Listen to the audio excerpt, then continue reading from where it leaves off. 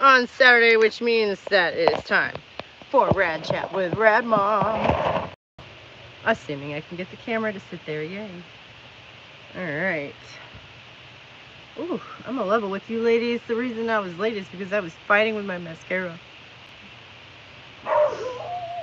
Generally speaking, I do not wear a lot of makeup, but with the dark hair, I have no eyelashes, nor eyebrows. Unless I do something about it. Ginger, shut up, honey. Ginger, shut up.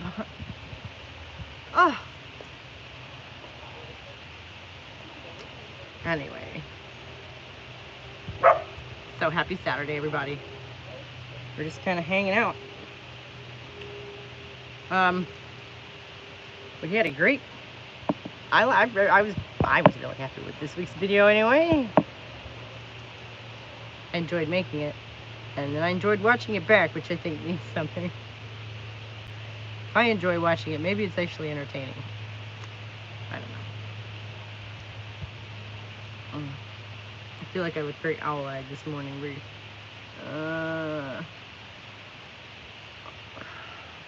Sort of a rough week on the sleep front for no particular reason. What up, Les? How you doing? Happy Saturday. Oh. Did you sleep okay this week? I had trouble sleeping this week for some reason. Like, no particular reason. Like, I wasn't necessarily stressing about anything. Oh, I am intimidated by the edits on the novel, but, you know, it's not like I've been up late bringing my hands over it or anything. I know what I need to do. It's just daunting, you know. Oh, so, I hope you had a good week, though. You know? Are you in Australia? Is it starting to get chilly there? Is it fall? There yet? Sleep well? What's that like? Yeah.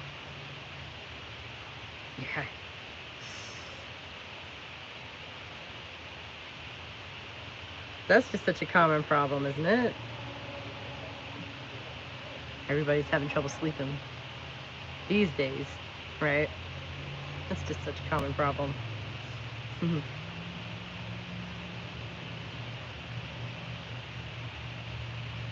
know, right up there with being overworked and underpaid, I think. It's getting cold in Australia. For Australia, that is. I hate it. Can you give me something? Can you give me the degrees in Fahrenheit? Because I don't know Celsius.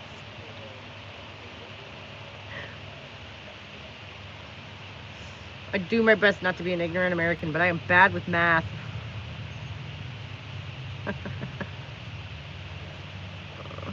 So, you know, they'll be like, wow, it's 30 degrees in France today. I'm like, let me do some math. Right.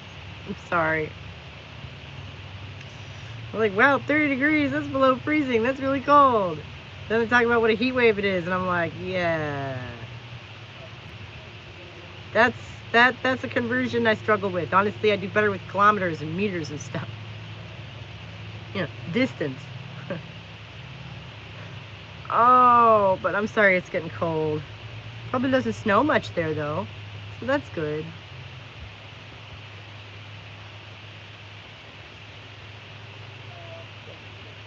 I don't know.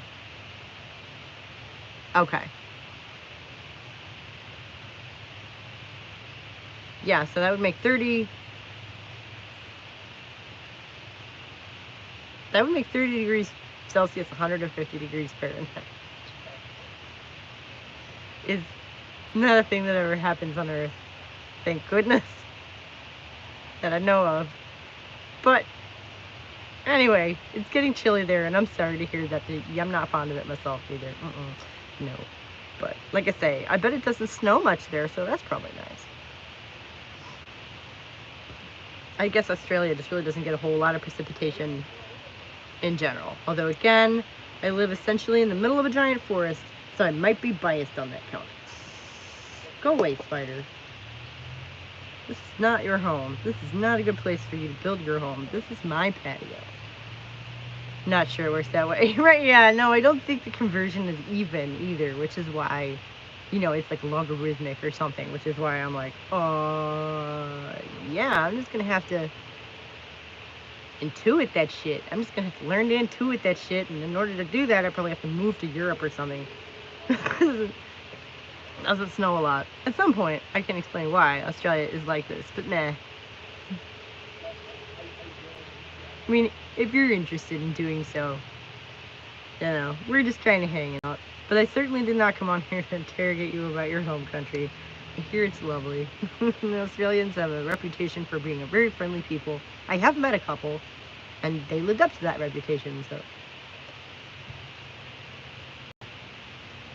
You know, I guess they're like Americans without all the attitude. I don't know.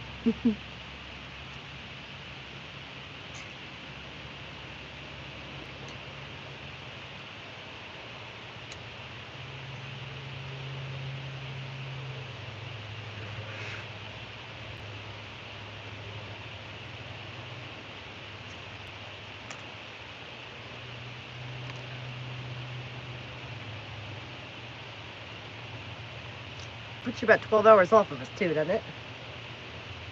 It's awful late there, then. I feel like we've had this conversation before. Thanks for staying up with me, man. Girl. Hun. Lest. Thanks for staying up with me. Basically, we have mountains lower than any other mountains. It's hard for the rainfall to get to most of the country. That's kind of it. Yeah, that's a bummer. And, you know, again, from an American perspective, looking at that big kind of empty space in the middle of the Australian continent, you're just like, couldn't they put a railroad or a freeway through there or something? You know? I know there are roads that go through there. I've seen Priscilla, Queen of the Desert, okay? Hey, good brush. Yeah. Thanks. Good catch. No problem. Thanks. Yes, darling.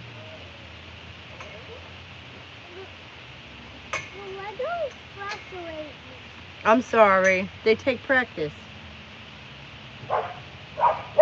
If you want to get good like your brother, you better start practicing now.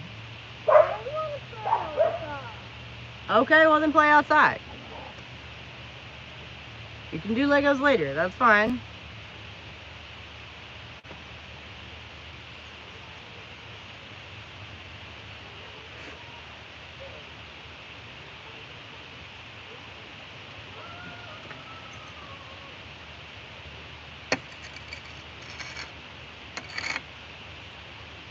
Someone didn't get the hint. Spider didn't go away, so I had to squish her. Desert Witch kills people, haha. Yeah, that movie explains part of it rather well, to be honest. Again, it has that reputation, and I figured, like, it's old enough that if it were bad, I just would never have heard of it. Yes, darling. Did the water help? Well, if your stomach hurts and running around outside, it's probably not a good idea, honey. You don't have to play with the Legos right now if you don't want to. Go sit down and rest, okay? I don't know what's going on with that kid, to be honest. I took him off the wheat because he's allergic to it. We were trying to break him, you know, into it gently, and it turned into it not so gently because every fucking thing in this world has wheat in it. I just got done making him special gluten-free pancakes. Yep. Just you and me. Who knows where everybody else is? Did you see my video? Like I said a little bit ago, I was pretty happy with it, actually. To actually find something that was so relevant to the topics that we like to discuss, and yeah, I don't know. I like to think I made it entertaining.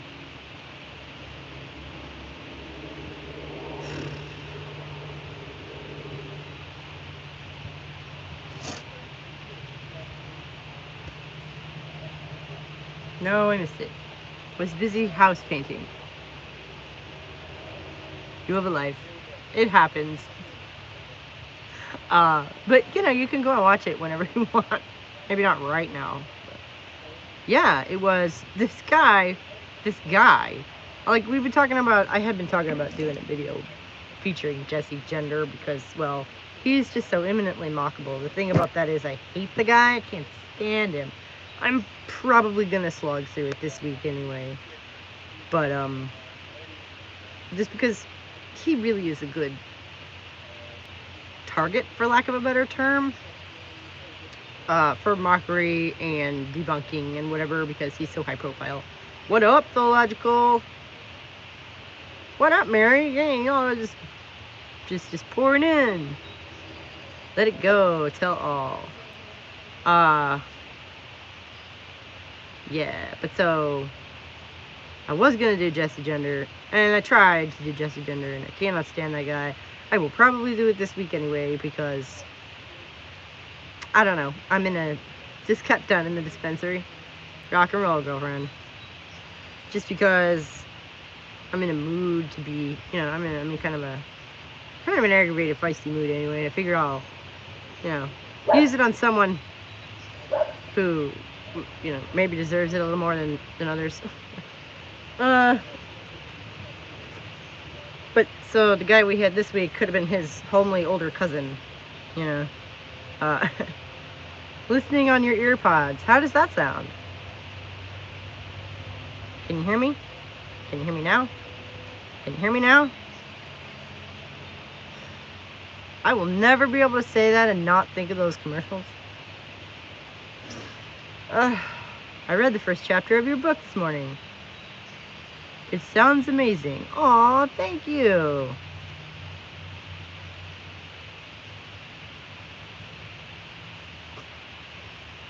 Great, because we're almost exactly the same age.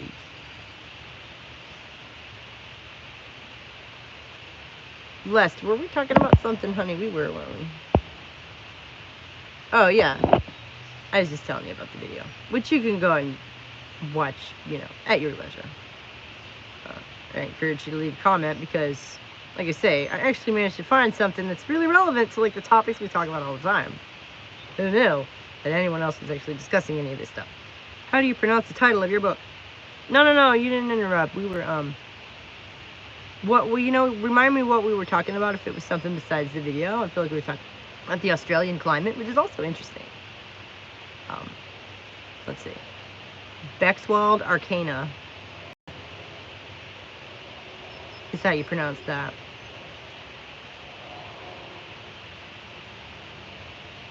Mm-hmm.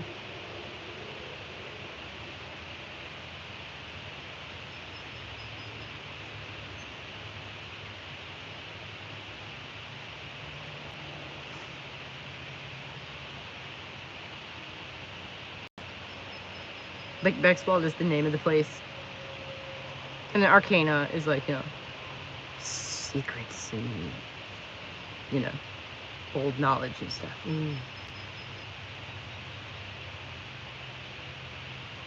Anytime.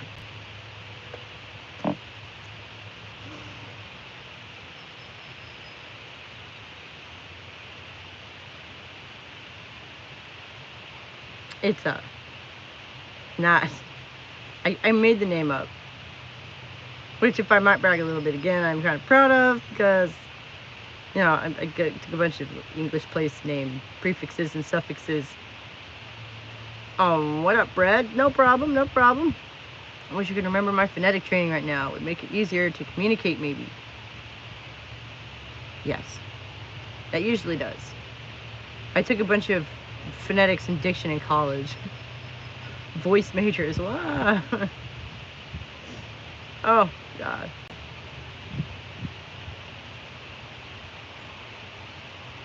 But, you know, and people are going to call it Arcana, which, you know, some people say Arcana, which is fine. But yeah, I made a list of a bunch of English place names, prefixes and suffixes, and sort of shuffled them till I came up with what I liked. I'm going to walk home now. I'll be back once I'm home. Right on, Mary. Walk safe. See you soon, honey. And, you know, the guy who's going to be in charge of helping me promote the damn thing was very happy to discover that I'd invented the name, because when you Google it, I am the only thing that comes up. High five, linguistic training, 2 apart. Yes. See you in a minute, Mary.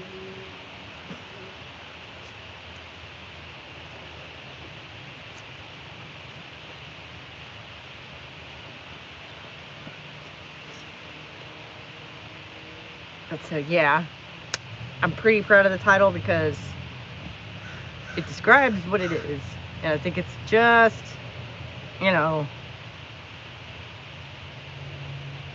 like you recognize those as words, you know, but I think it's the kind of thing where you have to like do a double take and go, wait, what? Which is kind of what I was going for actually, and I think again that it's what it is. I am going to be asking my readers to think a little, which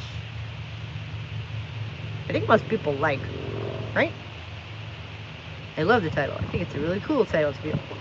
Thank you, thank you, thank you. Like I say, I put some serious work into it, and the main thing being that, like I say, when you search for that, I am the only thing that comes up. Because that place, I made that up. That name does not exist. So. But it could. It could. You know, there's Bexley, right? And Cotswold, right? Like these things, that place, it could exist. It could be a name of a place that exists, but it isn't. So, conveniently for me. For us.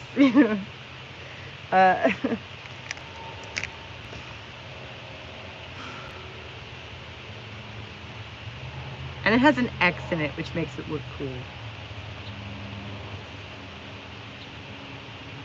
Right? I mean, come on. I could have spelled it with a CKS, but why would I do that? Oh my god, no.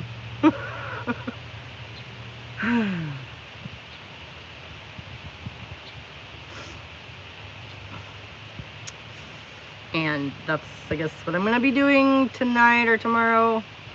I've gotten a couple little edits done here and there.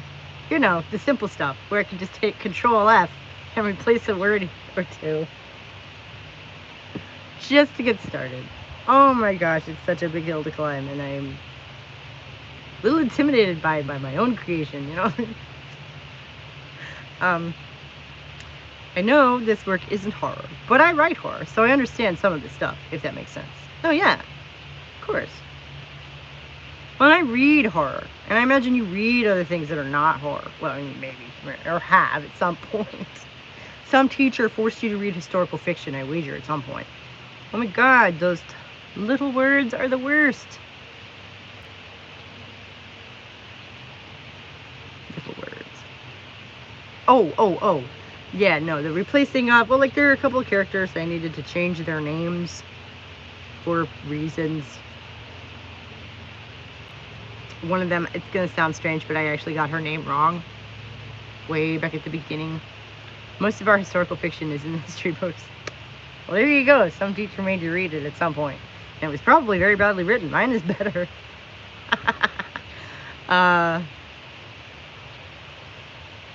You know, I put a lot more thought into the reader's experience than your average history book would. And then the other one was I had actually left out an entire character and given his name to someone else.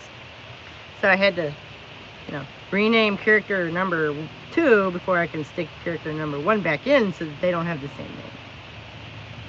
Because that would be confusing. And I mean, a lot of times in life, we meet people who have the same name as someone else that we know. But in fiction, that is confusing as shit. And why? You know, when you're controlling everything, why do that? Why do that to people? By little words, I guess I mean the words which mean so little to others, but mean the most to us as writers. Oh my god! I spent days a few weeks ago, right at the end of writing the of finishing it up in the first place, going back and changing the phrasing of this one thing. Like I'm trying to, it's a syntax thing. And it's the sort of thing that reading it, you will never ever notice. But I found that it made the action in this, you know, just really pop the way I wanted it to. Just this one really simple phrasing change. And then I had to go back and do it 1,000 times.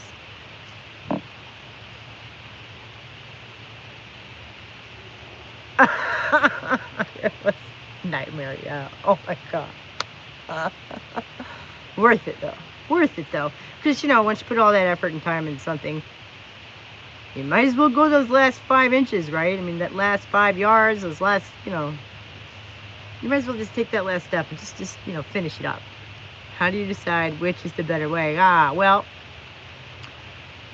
I type it up on the laptop, right? And then I read it on the phone, which I find the change in the format really helps me with finding errors and spelling and stuff. You know, and or I'll sleep on it, you know, I'll give it a night or a day or two, and then I'll come back and read it. And I have a certain impression that I'm trying to get through to people, obviously. And if it's easy for me to follow along and get the feel that I want from it, then I feel I've pretty much accomplished what I wanted to do. And if not, well, like sometimes, literally, like I say, just the wording of a sentence. And all of a sudden, everything, it'll meld together and pop out the way I want it to. Subtle shit, yeah. And it's difficult to step back far enough to read like the reader, you know, instead of the author. And sometimes I will go back and I will read something and I will say, well, that says what I wanted it to say, and yet it doesn't. You have to massage the, oh my God. Thesaurus.com is one of my best friends. Do you have to abandon awesomeness because it just doesn't fit?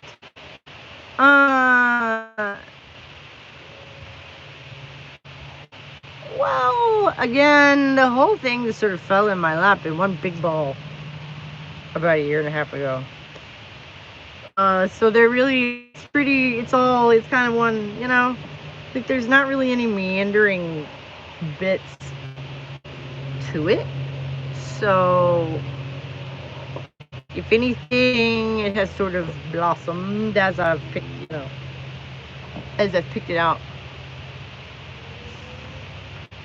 So I mean, there have been a couple of things that I just was like, nah. And a couple of them I'm actually going to go back and add back in. Because I didn't realize the damn thing was only going to be 90 pages. So fuck it. Put those couple scenes in. Fill a couple of things out a little bit. I mean, hell. 90 pages? Fucking seriously? How in the fuck did I do all that in 90 pages? I don't know. I'm looking forward to going back and reading it, but I'm also not. Yeah.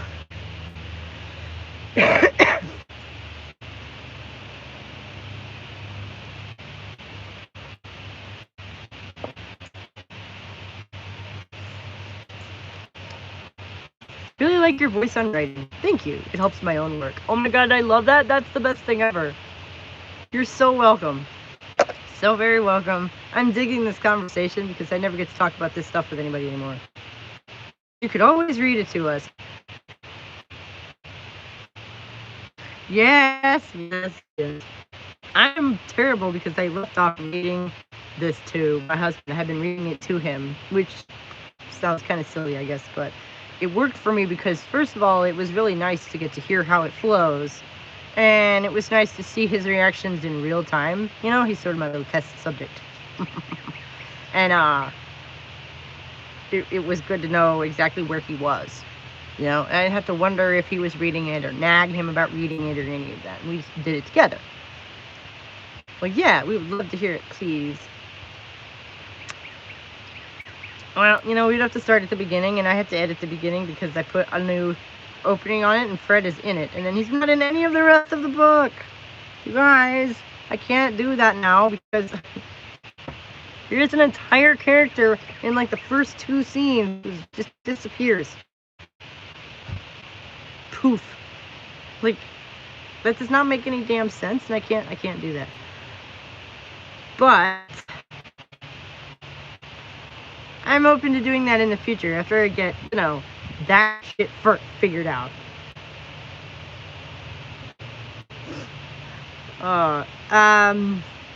In one of my dream realities, I have set up a feminist recording studio.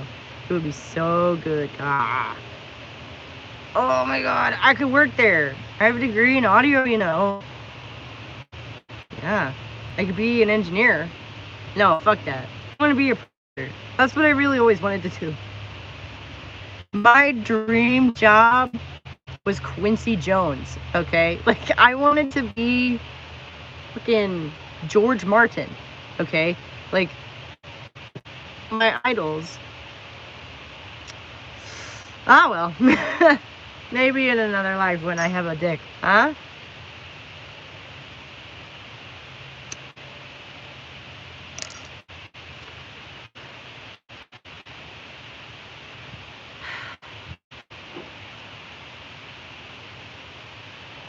Now, I've talked to plenty of people who don't know who the hell Quincy Jones is, but they know Thriller. I know you do. Cries because of what I want. It's so close. It's so far, right? Oh my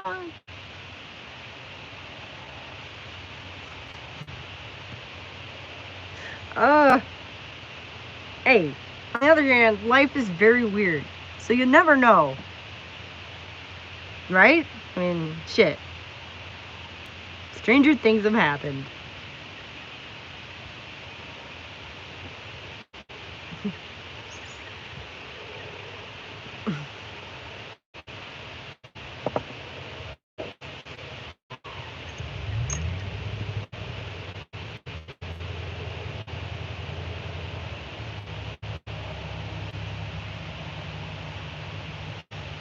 I mean, ideally, would you want to put it in Sydney or something? I know nothing about, like, anything like that. Around here, you're looking at New York, LA, Miami, maybe Chicago.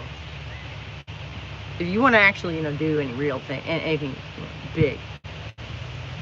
And frankly, culturally, I would probably say New York because I'm an East Coast girl. Really. I'm from Cleveland, which you would think would be closer culturally to Chicago, but nope. Cleveland, Ohio is pretty East Coast. There's the Erie Canal that comes right down there, and you wouldn't put it in Sydney. See, down there, I have no idea. It's a big city, I know that. But the whole center of the country here is still a loss in a lot of ways. It's funny because millions of people live there. Unlike down there where it's just kind of empty from what I gather. Like satellites and everything, it's like dark. It's kind of spooky. Adelaide, okay. Gotcha.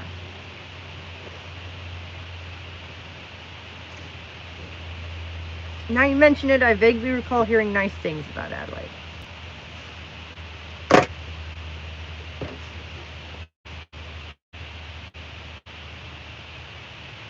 Because you're like, what are we going to do? Go to Kansas City? I mean, come on. Join us in our city. It's like a country town. I already live in a country town. Kind of rights. Like, to me, that's not a selling point. I get that to most people it would be. I get that.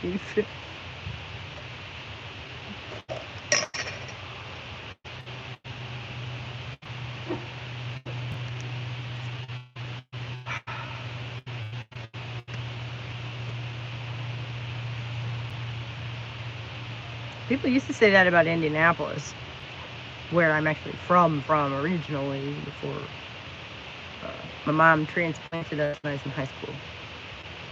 Well, awesome. We're already on the same page. Right? Oh my god. And then their football team won the Super Bowl. And now they have, $1 million stadium and over 1 million people there, and pancakes are yummy. Good. Rock and roll. I wish somebody would let that dog in, though, the scratching. A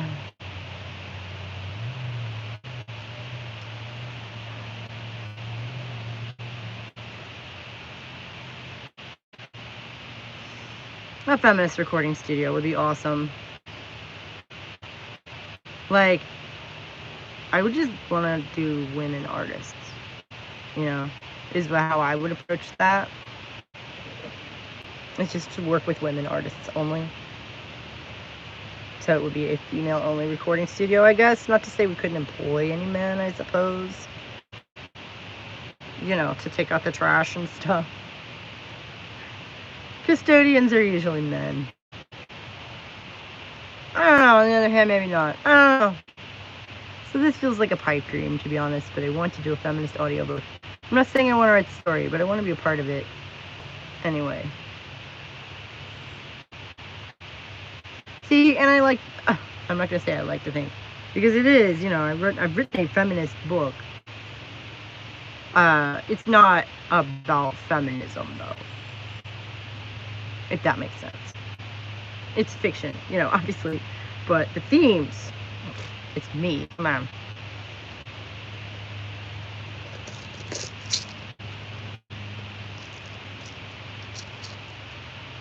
And I was saying, I think it was Mary who was saying she has experience doing like children's audiobooks, because I was saying the other week that I would probably want to have someone else record it for me, you know. Ideally someone with a British accent. That would be great. Because my dumb ass had a book like this I've never fucking been, you know. Duh, genius. Yeah, I think it'd be an audiobook. Again, it's a novel. You know, plenty of novels, audiobooks. At this point, it's pretty much standard. So I would anticipate that, yeah, were to reach any level of real success, there probably would be an audiobook.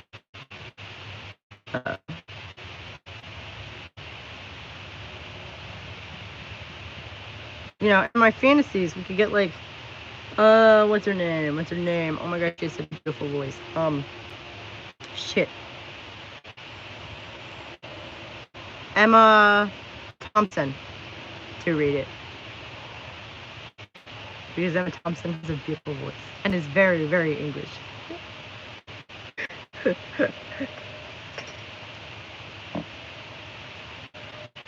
Not Emma Watson, though. Emma Thompson, the blonde who was married to Kenneth Branagh for a while.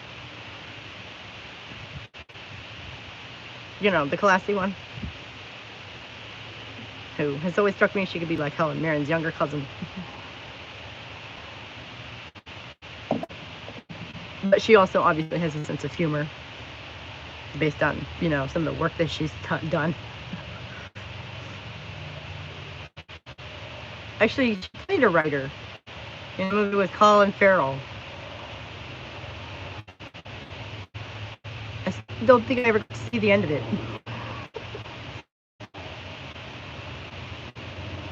But that shit was right up my alley. That was weird and funny and dark and, oh, love it.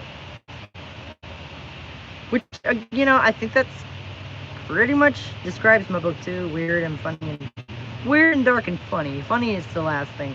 And that was accidental. I've said this before.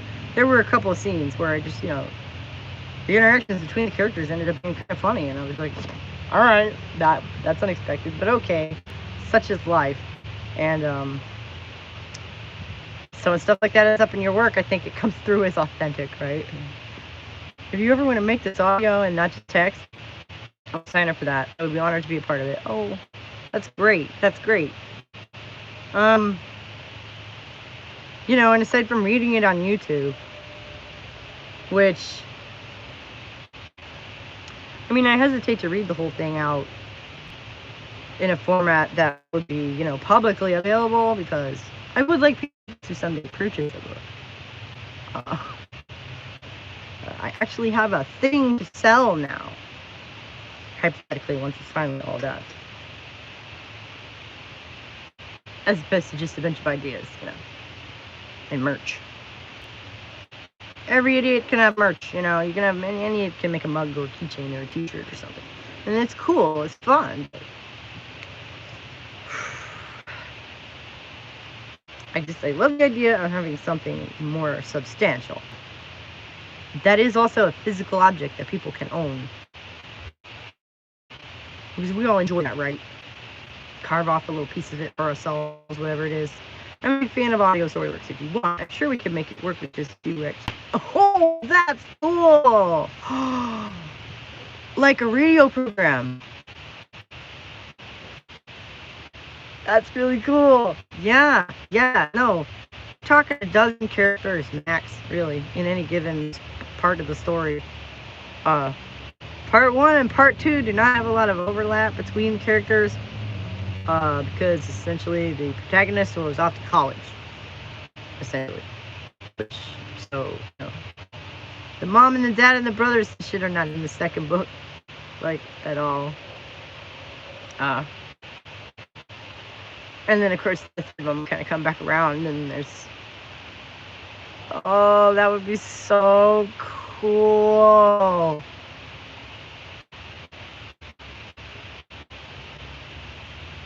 I even know a little bit about how to write teleplays.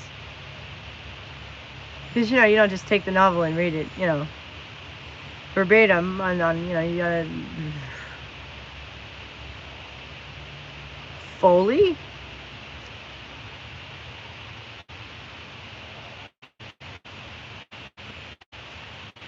I fucking love Foley and never, ever, ever get to do it anymore. Oh my god.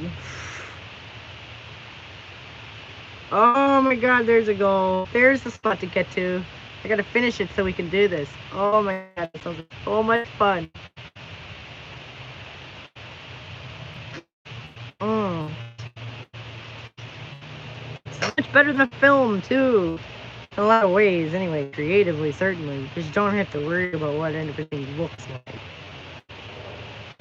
Cinematography and costuming and all that shit, which is fun, I guess. And, you know, a film would be great. But I don't want to make it. Shit, I'm not a filmmaker.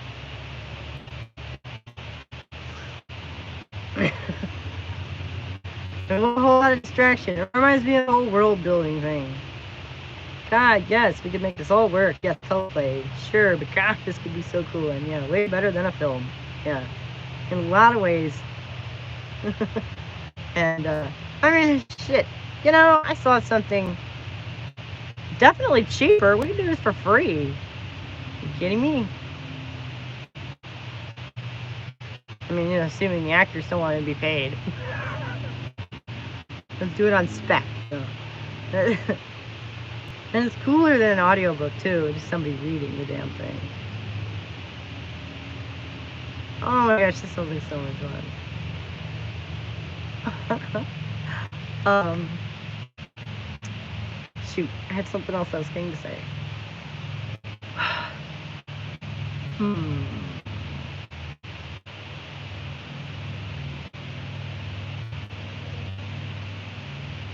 What about characters? Nah.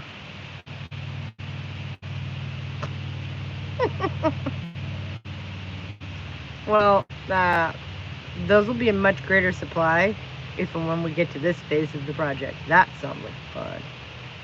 Editing is a bear.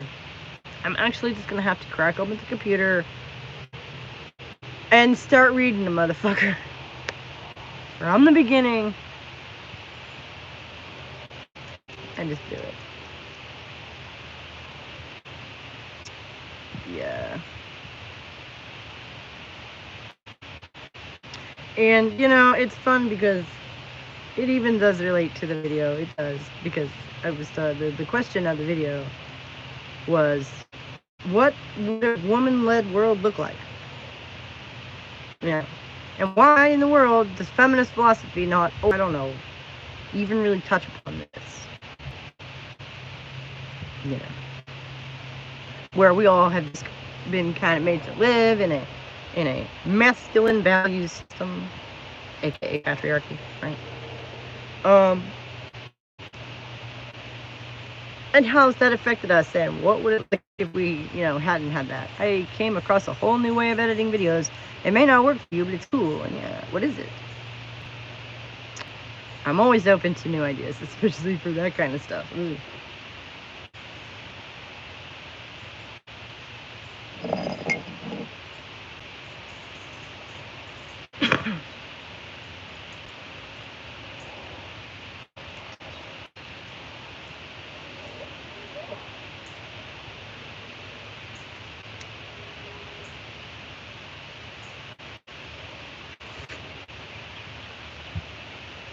But yeah, so it's kind of looking that we get a tiny little taste of what that might look like here and there.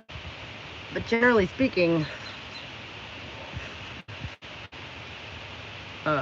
Across the course of the series, you watch the door close on woman-centered values. At the beginning of the modern era, and it's kind of heavy, you know, but okay, so it's basically going old school, like found footage and stuff, but done in the right way. It can be really cool. Okay, so you make your own stuff look like found footage, basically. I think I'm halfway there anyway.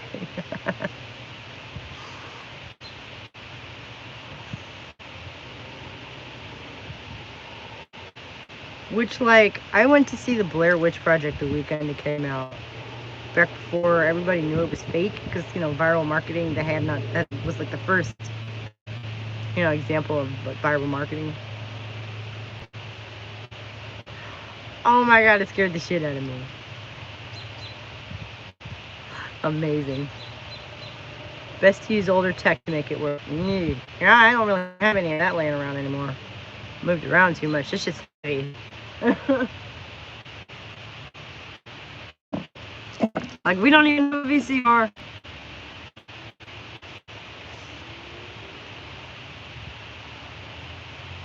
So you sort of feed it through the older tech, and yeah. Although, like, you do. We have a pile of video cassettes. Make no mistake. Like I say, we've all just kind of moved around too much the last couple of decades. All that heavy stuff got left behind at one point or another. But anyway, I don't know, I've been going light on the editing, on the video editing lately, and goodness knows there are enough filters to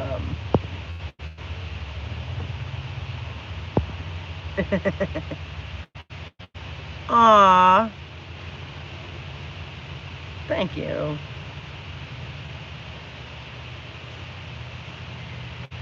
That really means a lot that you know, enjoy it so much. Because I never did that niche down thing that you're supposed to do. And then I made the mistake of like being a turf, so all that stuff, you know, has worked against me. So it really means the world when content finds a home with somebody. Partly because they know it's real. It's not because of some trick I pulled, you know. That's for sure. So thank you.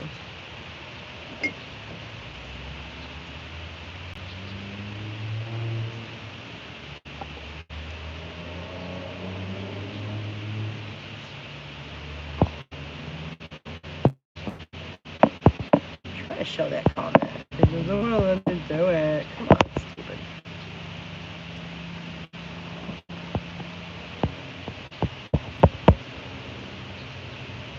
I have this terrible dry skin on my fingers, and sometimes, like, I cannot get connectivity with my phone screen. Hello.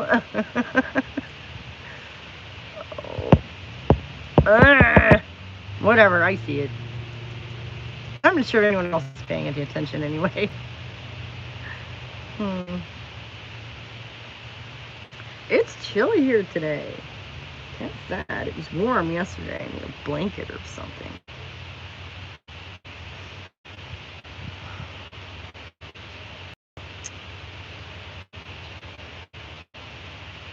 Your own house.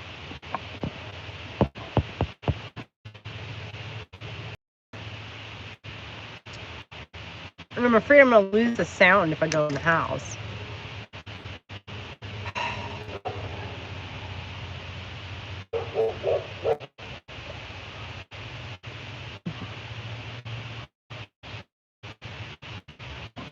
Oh, I know what I'm forgetting, though. We should just chat sometime. Yeah. Dudes get to make stupid stories and get paid for it, but there are issues for women when they try to present their own ideas. Yeah, exactly.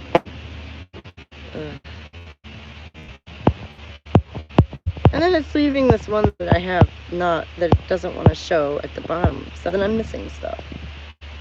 Whatever. But yeah, I was going to pick strawberries because everybody enjoyed that so much last week, but now I'm cold. The sun does not want to come out. It is or overcast. Oh my goodness. I may have to go in the house to get a jacket.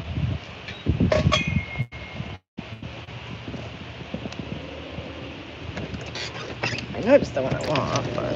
Ooh. No, because I can't figure out how to use Discord. I have tried several times. What up, baby? Are you feeling any better? No? Well, then stop jiggling around and go sit down. Huh? No. Later.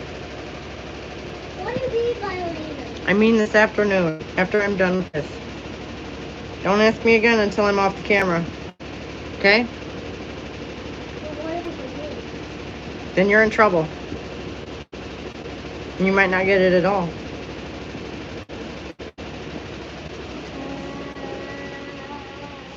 Hey, do you need to put that down? Okay. Oh, and honey, I apologize if I've asked before. No, it's fine. I get that question all the time. I should, right? Have a Discord, but I have not been able to figure out how to get around it. I don't know.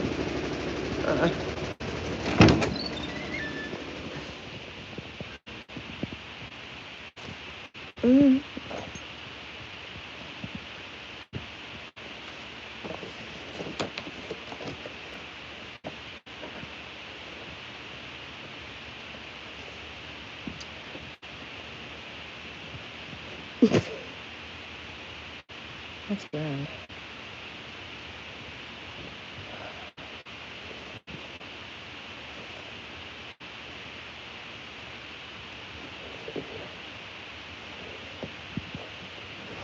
There it is. Oh boy.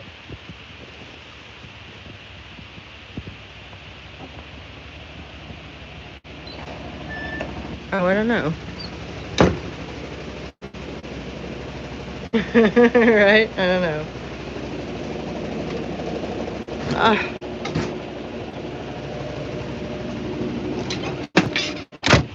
Can you still hear me?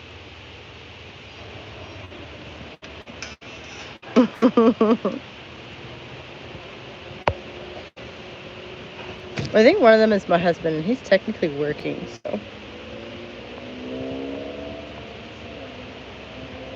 Yeah, cool. Cool.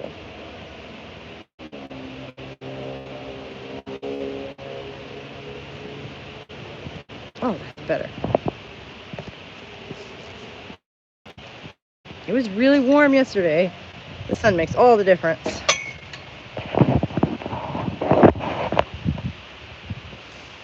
Ugh.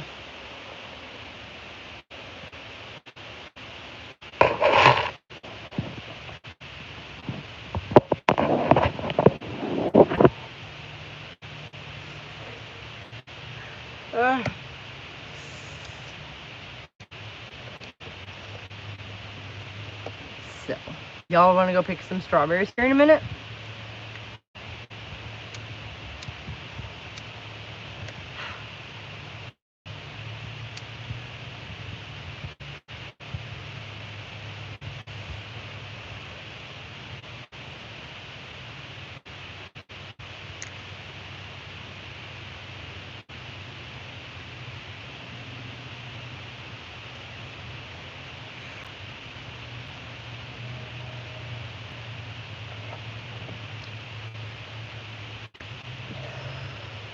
Oh.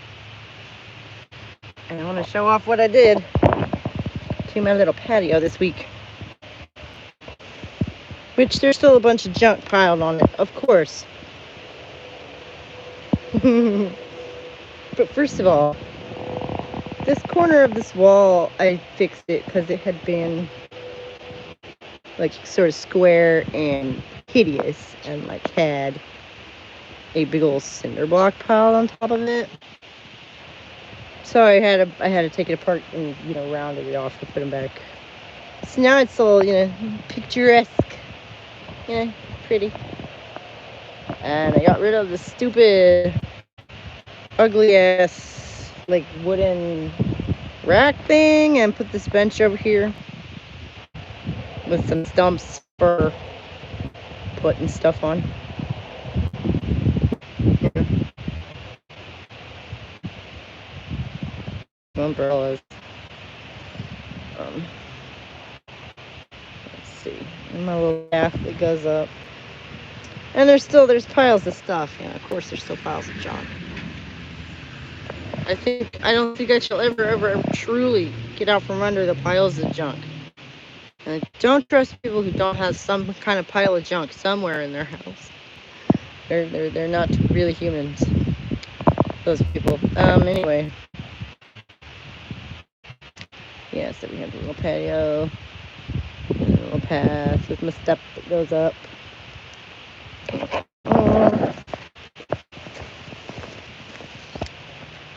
And then the berry patches up there. Where am I going to put them in? I need a ball. They have to be changed. Right. Well, you know, I do a little bit out here every year. The first year I did... I cannot see that from here.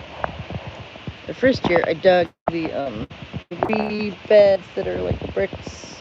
1, 2, 3 over there.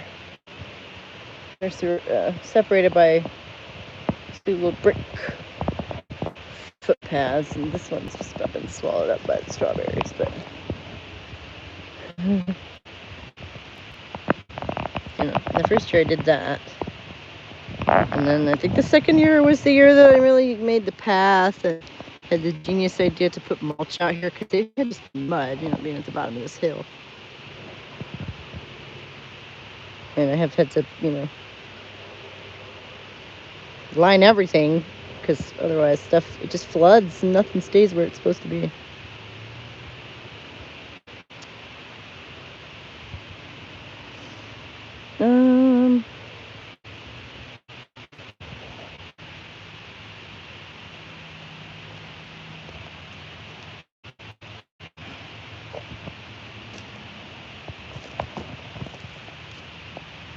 There. We'll go all Tom Sawyer on it. See, that one's not ready, but... Ooh. And if the sun doesn't come out, then they don't ripen as fast. That one's got a bite out of it.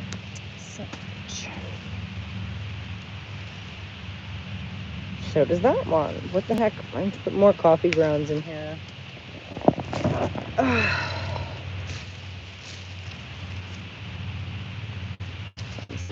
Ew.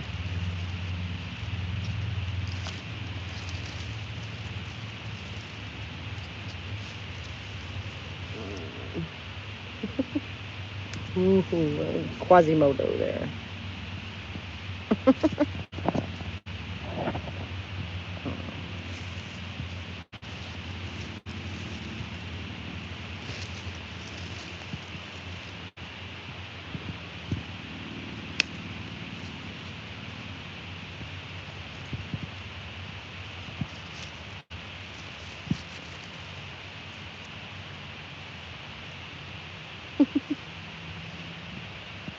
Some of them are so little and funny shape. You know, you never see those ones in the store.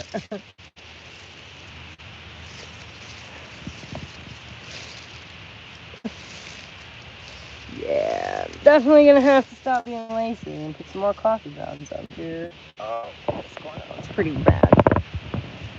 Flood bites. Ooh.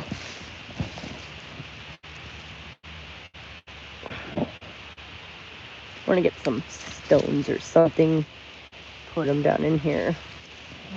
strawberries up off the ground. That helps too.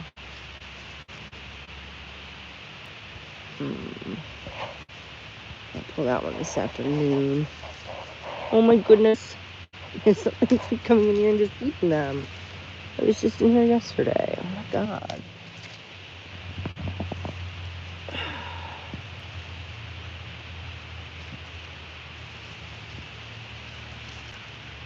That is very aggravating.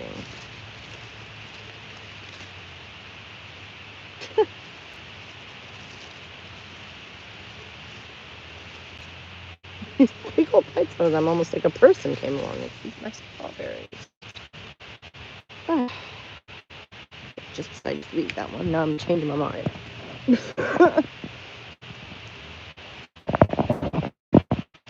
Coffee grounds are good, but can't be too good if you will. Strawberry leaves are huge. Yeah, again, these plants are, my hair is very huge too, fluffy today. Again, these plants have been out here for 3 or 4 years because they come back every year and they spread. So let's see what we got over here.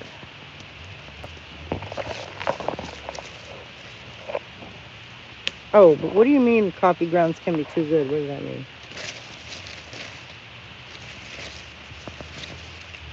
Just trying to keep the slugs off. And I read that they don't like coffee or eggshells. So, which stuff we collect for the compost anyway.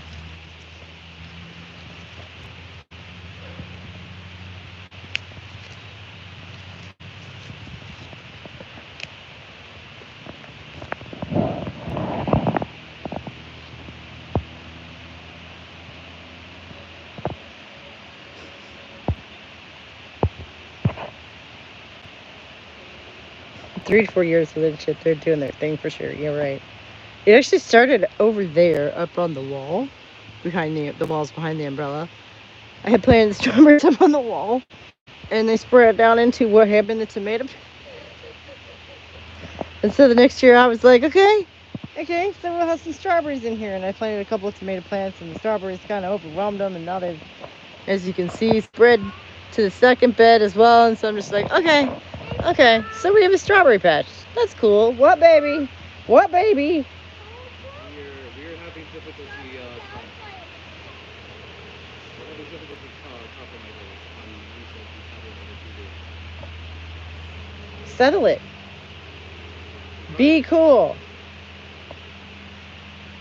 I'm sorry if you're getting frustrated, Cole. Take a deep breath, buddy. Okay, take a deep breath, Owen. You guys need to settle it. Learn to settle things between yourselves without yelling or hitting each other. We haven't gotten there yet. That's good. Oh, and honey, go talk to your brother. Coffee grounds can create growth that doesn't help the plant itself. Okay. Oh, I'm going in, guys. I love you guys. This is basic conflict management. It's a good skill.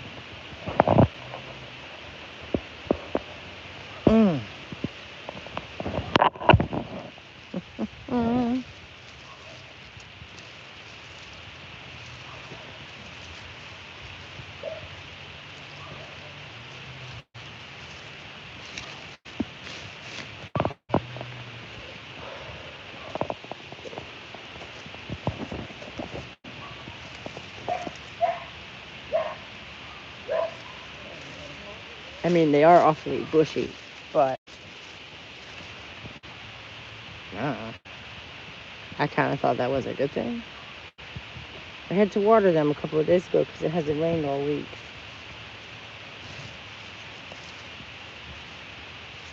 And, there's a couple spider webs in here which I like. Because hopefully, they'll eat the aphids or whatever.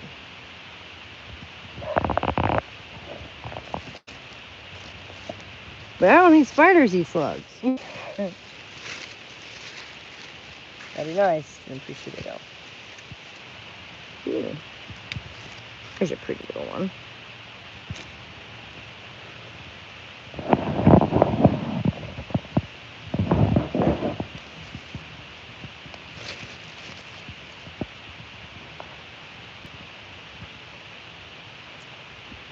Yeah, something just came in here last night, I guess, and ate a bunch of my freaking strawberries, and I'm not happy about it. Doggone it, I was saving them for today. Oh.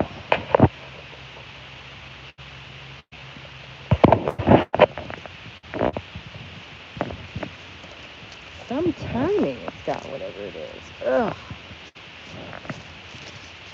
How embarrassing, eh? My gosh.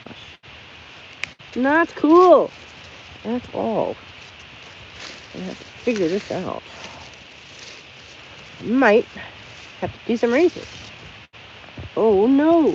I hate that. I hate research. I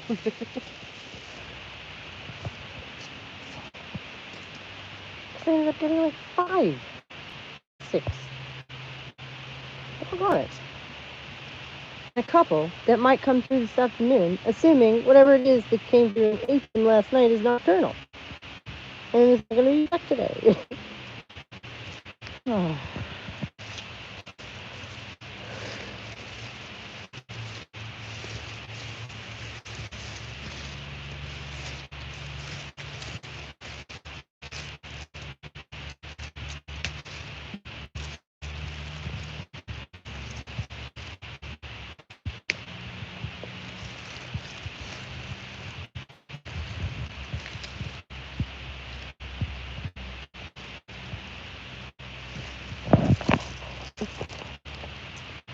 Doggone it. Behind those things, there was a whole handful that were actually all right. And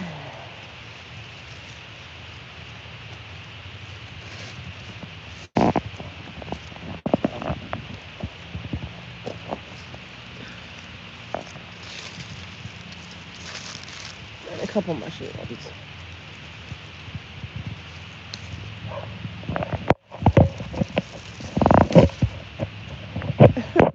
They ended up there in the leaves.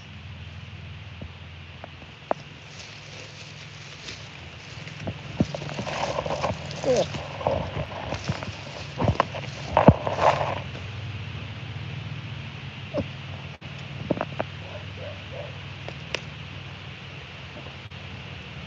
It's got a funny spot on it, but it's not a bite. I think it's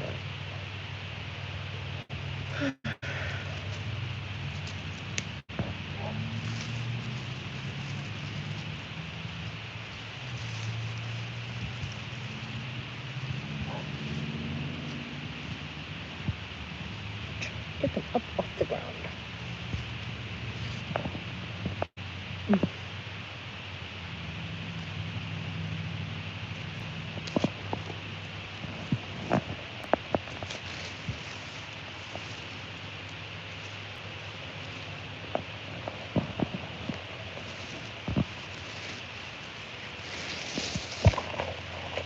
Look at that one already. Yes. Ah, is that it? Really? Really? That's what's in the hat.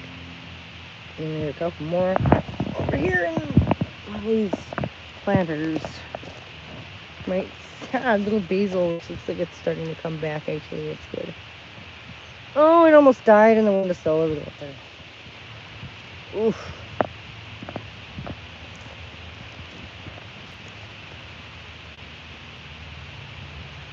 I'm not even really a big fan of basil. It used to have a couple other herbs in it too, but I needed to pull them out of that planter and I didn't get it done in time. And the hat's going back on.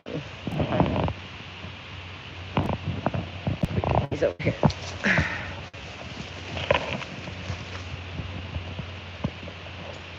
Oh well. Looks like a crop from last year.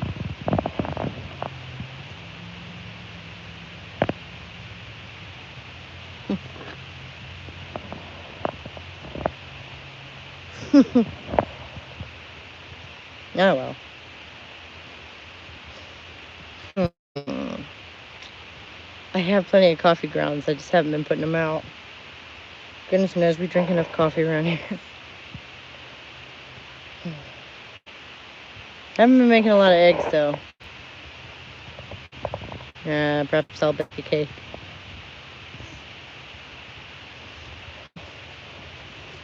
Oh, yeah, I got that. Oh,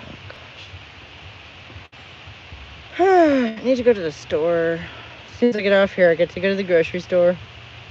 Mom life. Whee!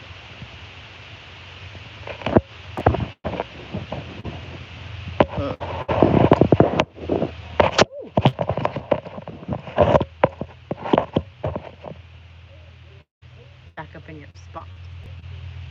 I don't know if you can hear Hubs in there. Seems like we stepped away from the window just in time. He is now on the phone, working hard to support us all around here. So.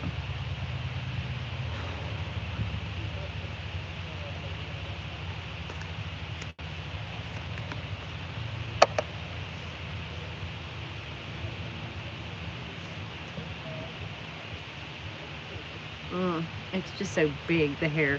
Now imagine if it was bright red. And people are like, oh, it's so beautiful. I'm like, I'm wearing a clown wig, but it's actually attached to my scalp.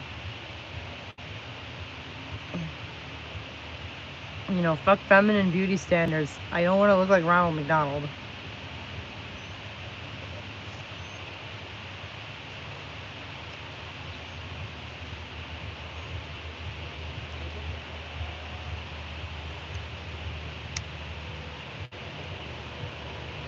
Which at this length it would.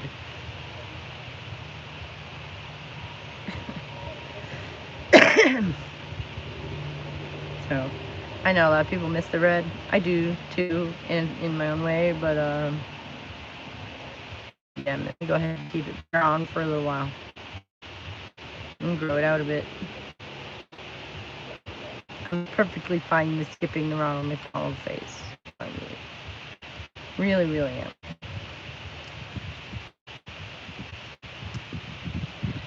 I don't know that anyone else makes that connection. Someone did at some point, I guess. You know, back in the day. I don't know. And I've never been able to quite shake it. Oh my god. Being a natural redhead is something else. And you know what?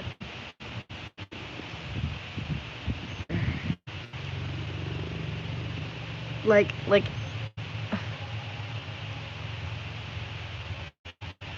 I have this song playing in my head now at like 11. Cranked up to 11. All because I said this phrase that is actually also the title of the song.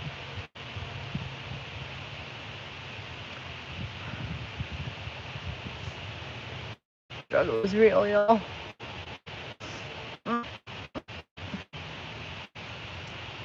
Ever happened to any of you?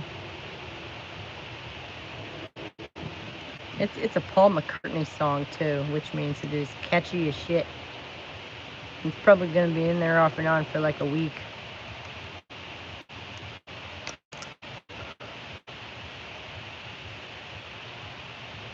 Tell me I'm not the only one. Like, there's a Fleetwood Mac song that to this day I can't listen to because I once had it stuck in my head for 2 solid weeks. And so I hate it. Yeah. But it's Fleetwood Mac. So everybody fucking loves Fleetwood Mac.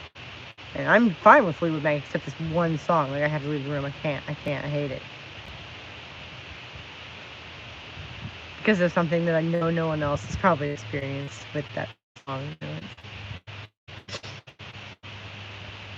I've explained it to a few people over the years. And they just kind of, oh, okay. You know, like, I know everybody gets a song stuck in their head. I'm not sure it happens to people for 2 solid weeks.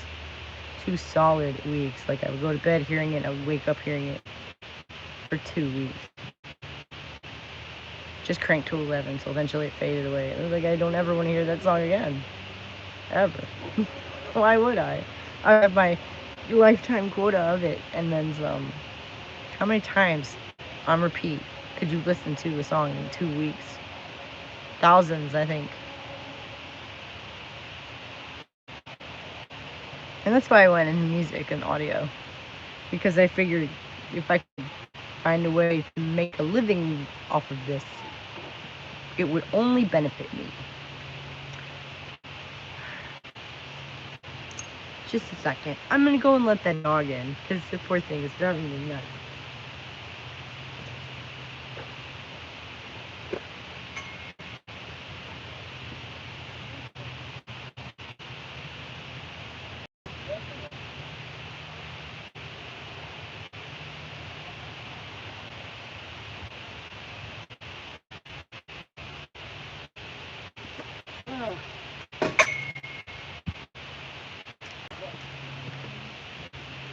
And we're back.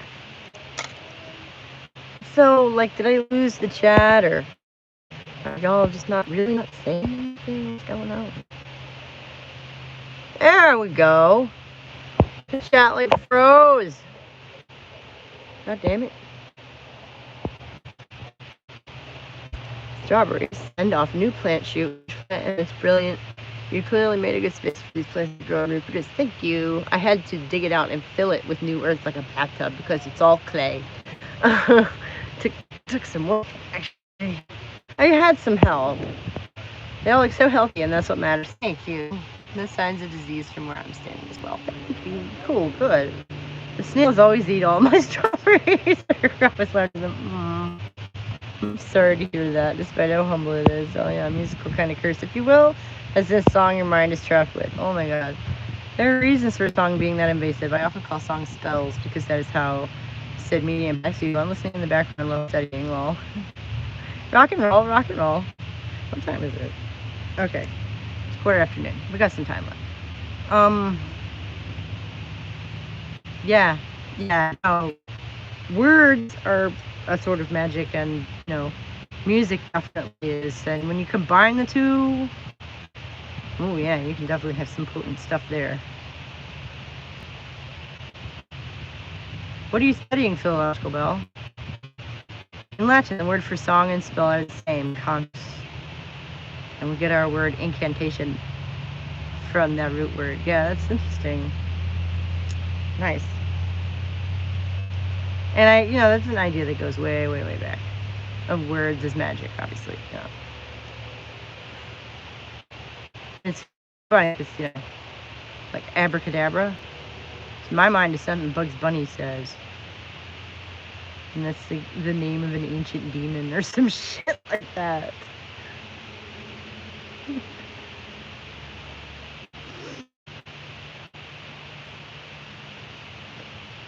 Research is fun. Right now, I'm studying the Romansh language. But I should be studying Greek. We're working on the editing project I'm supposed to be doing. Boy, do I feel that. Yeah. Oh, I had to take a break. I just had to take a break. I had to come up for some air,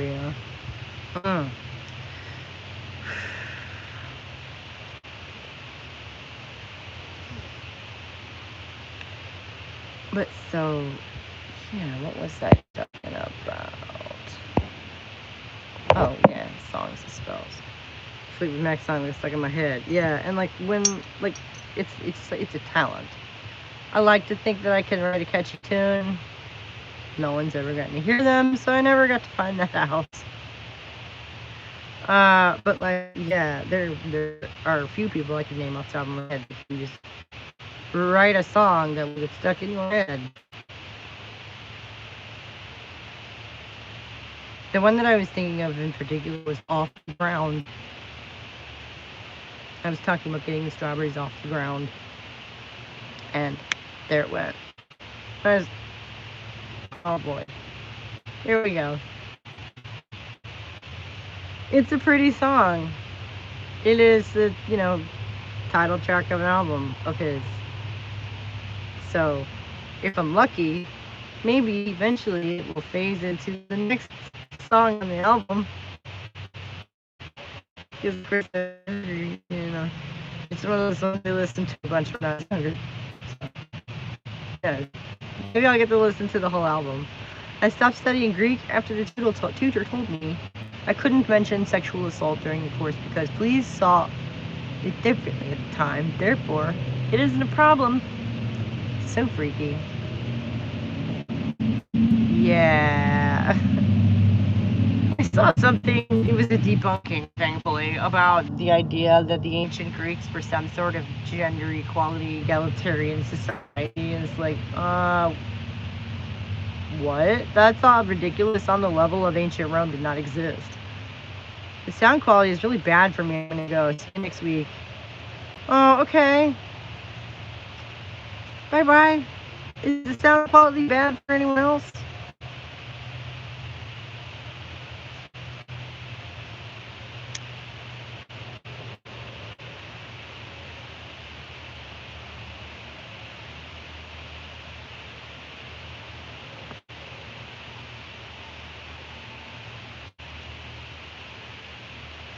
Can y'all hear me okay?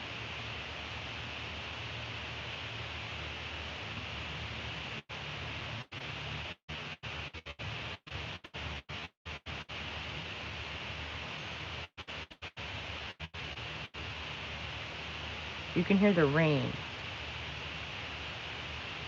Okay. Because you're sitting in the wind, that's why.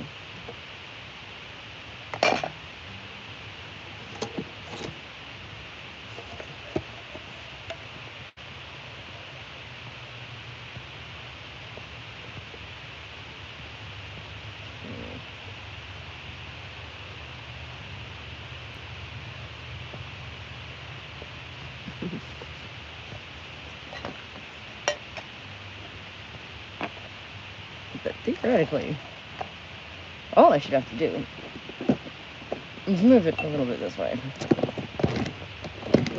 Like so.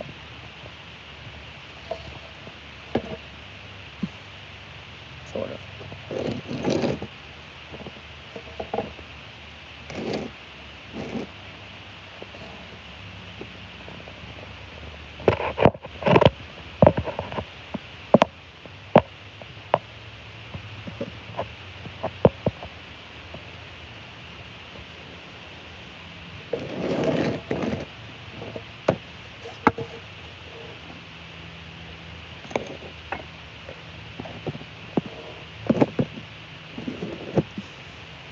God, I did that.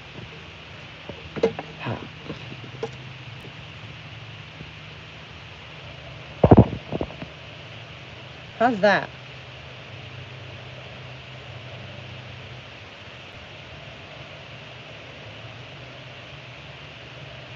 Is that any better? Theoretically, it should be out of the wind now. Which there really isn't much, but I know that on a microphone, a tiny little breeze can sound. Yes. This is fact.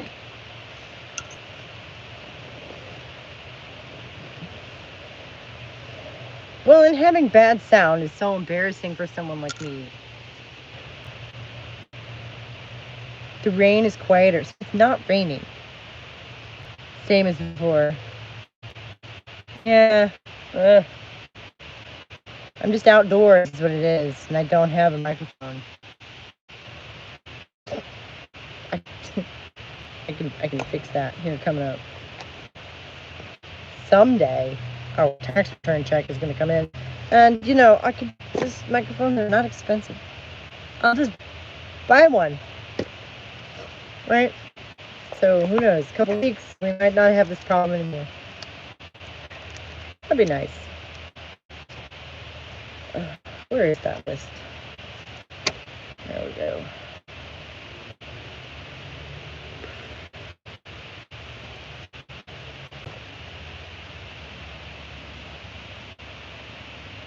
A connection issue, then a weather issue.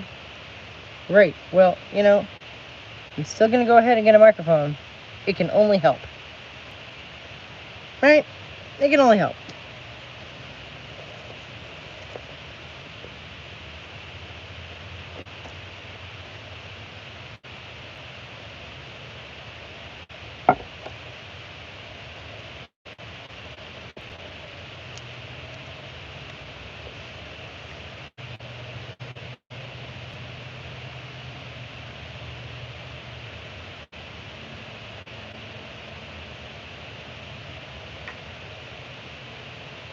And I've seen them for like $100, which is just not the kind of chunk of change I have just laying around all the time. But the tax money, yeah, it's a no-brainer. Yeah.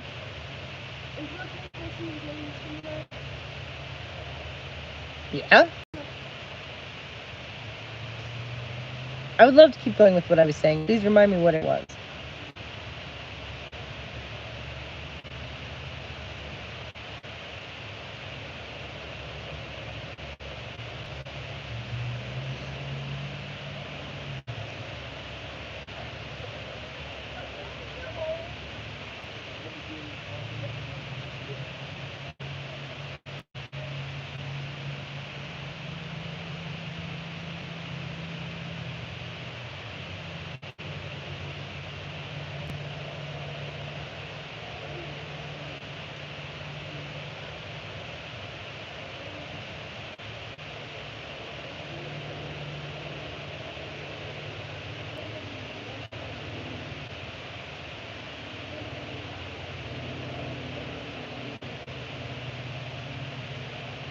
You can't remember either.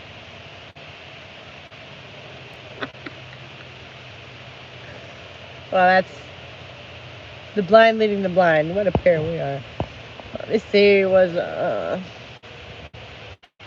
we perhaps discussing it in the chat at all? Oh.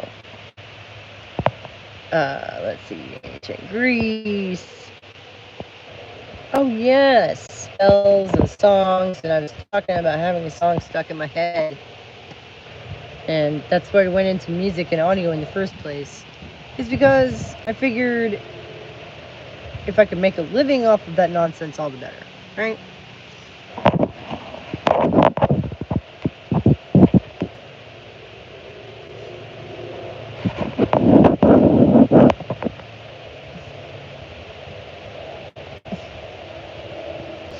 This stupid thing.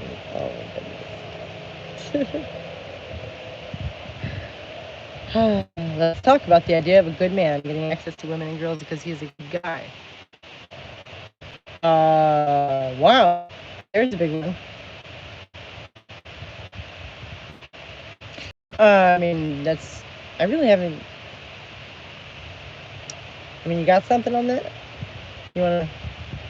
Because the video was about, considering the idea of a woman-led world and what that might look like.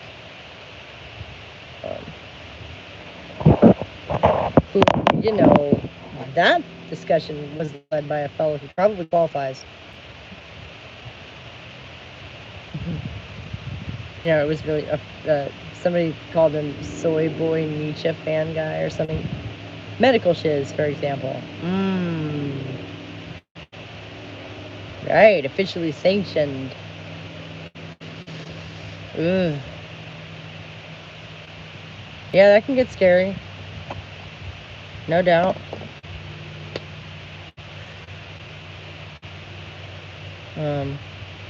Yeah, I think the guy I was talking about is probably closer to your stereotypical kind of nice guy lefty. Liberal guy. Man, have I known a lot of those.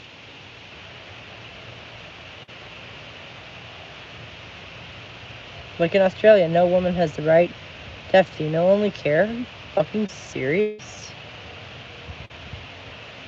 I mean, here we used to. Technically, I think we still do, but again, technically, trans women count as women, so we don't either. But that's terrible. Why the hell would you not?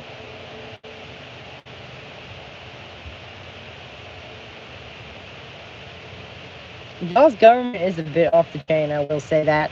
And I know that I have no room to talk at all. And that you're not, neither of us is directly responsible for that, but I do occasionally read just some crazy shit. Laws and stuff in Australia, and I'm like, wow. Okay. Again, no room to talk, but okay. That's crazy.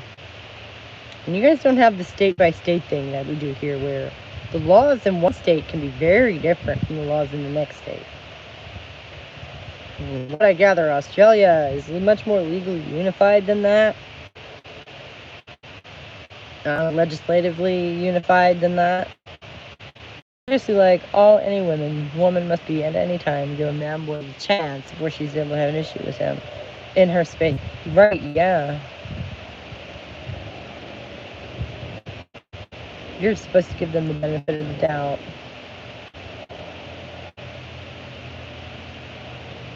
And give them the opportunity to give you reason to want them to go away. Yeah.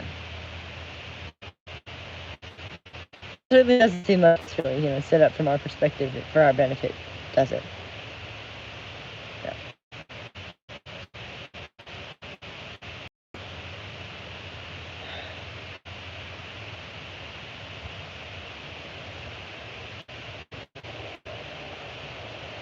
And no matter what your experiences have been, if you assume otherwise as a default setting, then you're a bad person.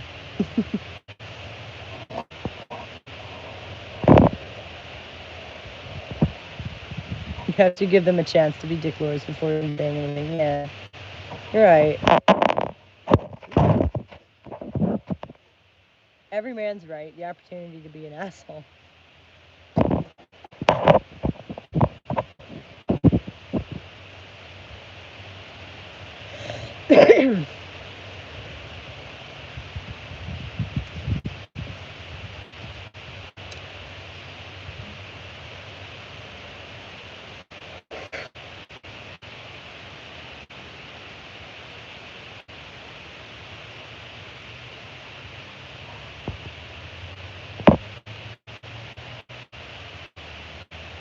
One of my worst experiences was so many of the women who rated me turn against me on the issue of women's rights. I'm still in shock, to be honest. Have you heard about that? Have we talked about that? Honestly, the whole handle thing makes it difficult. Like, I wish people would use names. Like, Mary is a name. It's not her real name, and that's fine. But it makes it easy to remember. Raised. Oh! That's way worse.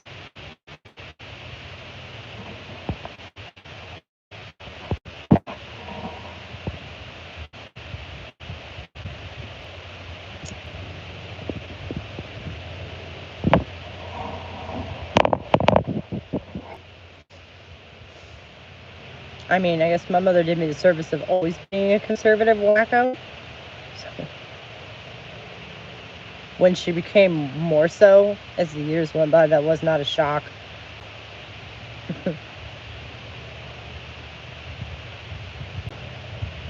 Yeah, she's been a big time fan of conservative politics going way back to like the early 90s. That is an easy typo to make. The difference one letter makes, right? Oh my God, going back to writing, how many times have I laughed about that? How many times have I gone back and found a silly typo and gone, well, that completely changes the meaning of that sentence. That's not what I meant at all. Yeah, I was raised in part by second wave feminists. They're all now pro-trans, minus one or two maybe. I'm sorry. That really can feel like such a betrayal sometimes. Because, like, I guess it shouldn't be personal, but it really can feel that way. I felt that way on the second day of the Biden presidency, actually. And I just went, they did what? Alright, I'm out. I can't do this shit anymore. What the fuck? And then I've said this before, come to find out it was something the Obama administration had done, which I didn't even know about. That they were just reinstating.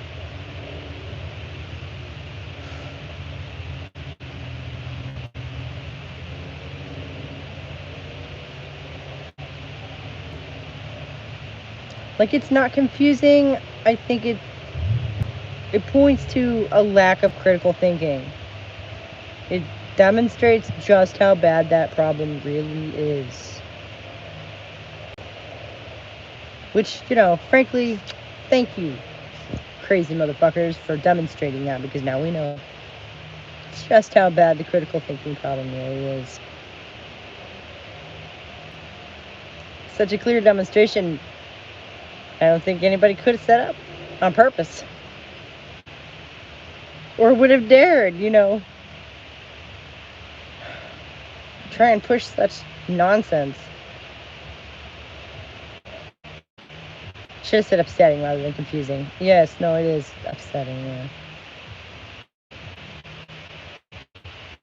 But I think that's a part we're not talking about, the whole conversation in general. I think we'll get there eventually, but I think it's a key point that's what this has done.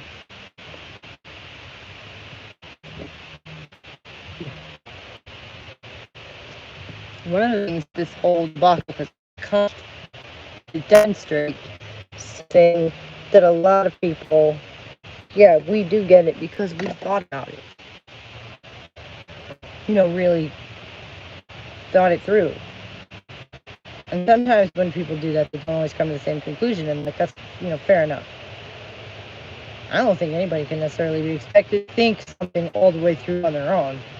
Anyway, that's a lot. Anyway, especially if you're not inclined to do that kind of thing, like,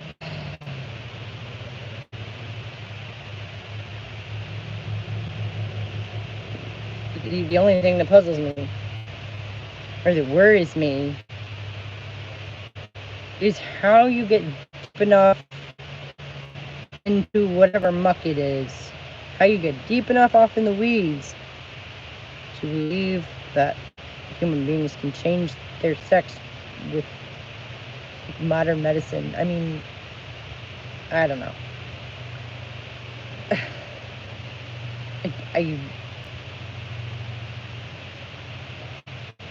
I think people just lack the anatomical education sometimes. Fucking cells and shit. I mean, I don't know. I don't know.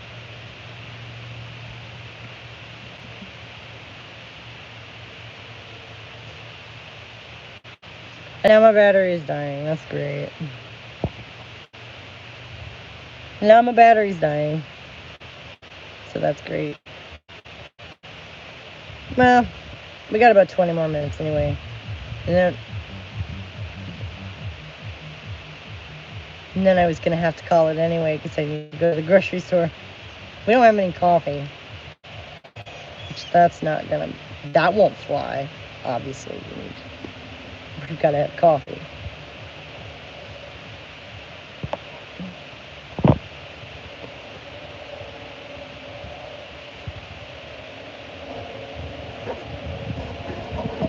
Oh my God, my neighbors. I don't know if you can hear that music, but she's driving me crazy.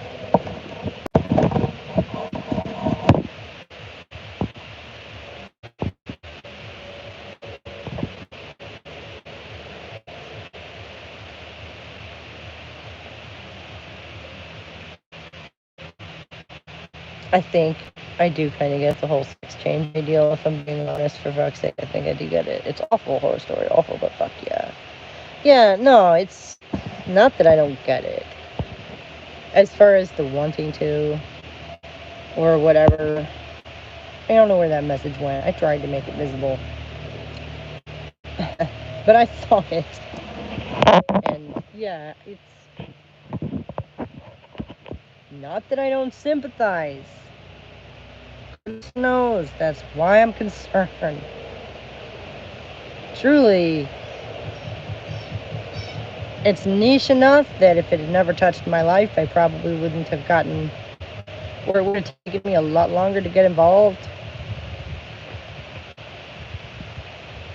Just because I wouldn't have known it was going on. Which, up until recently, I think was actually true for a lot of people. They just did not know about this shit.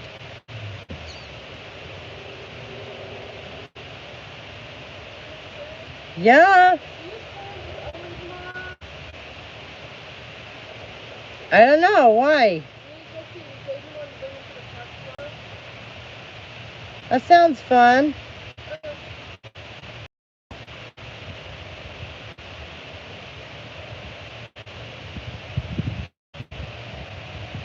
Thank you. Yeah, I'm glad that that comes through. Because, yeah, no, I've been there and I've done that. And, like, there before the grace of time go I, okay? As I've said before. If it was niche, no, I wouldn't care. I mean, I would care. Just if I had heard about it, you know? Like, the idea that the concept of woman as a legal entity has been erased in the United States legal code concerns me greatly. Okay. But it's not like they advertised it, you know? And I got out of all of that a long time ago. A lot of people on the gender critical side of the discourse seem primarily motivated by a disgust towards transsexual bodies and or the catharsis they get out of saying mean things to people. Yeah, I've noticed that too. And I am not disgusted. I'm horrified sometimes. I cannot lie. There is a difference, you know. It's not, oh my God, it's, oh my God. I just want to hug them sometimes, you know, like, oh my God, you poor baby, like, you know, and again, I know I'm projecting. I know I am, because I would have been right there with you. And I give as an example of someone who seems to be in it for the bullying. A man who is in a social movement for the bullying, you don't say. Or maybe he's repressing something, I don't know. Dude is obsessed. Well, I mean, it destroyed his career. I don't see that as being inexplicable at all. That seems to make, that's the one thing about that situation that makes perfect sense to me, because they destroyed his career. And most recently, just this year, he had a musical that was supposed to be coming out, and that got axed.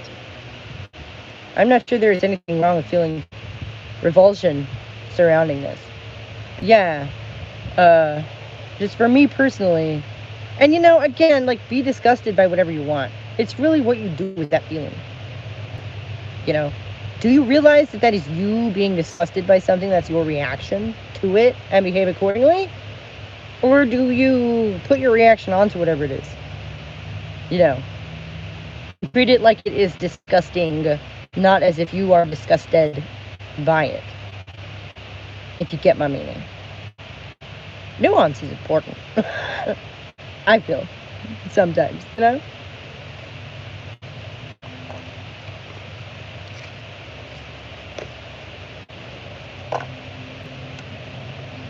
You know, we react how we react to things, but you can choose how you respond. Is what I'm saying.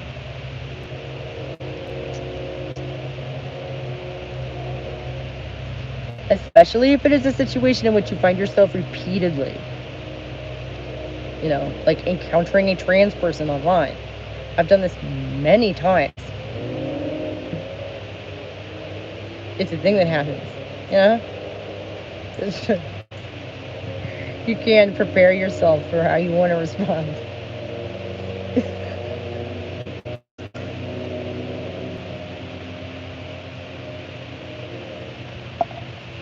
God, especially in this at this point, and you've been like involved in this discourse for any length of time at all, you have no excuse for acting surprised. Sometimes I think the disgust is deliberately evoked by on which end?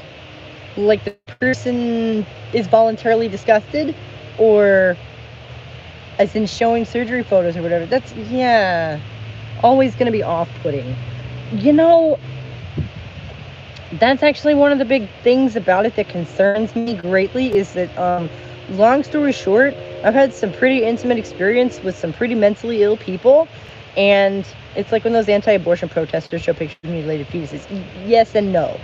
Okay, the anti-abortion protesters understand that those images are disturbing. I'm not certain that all of those mastectomy patients understand that.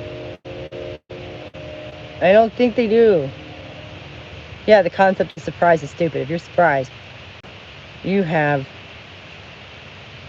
not researched enough. Right. Or been around for 5 minutes in this discourse, like really.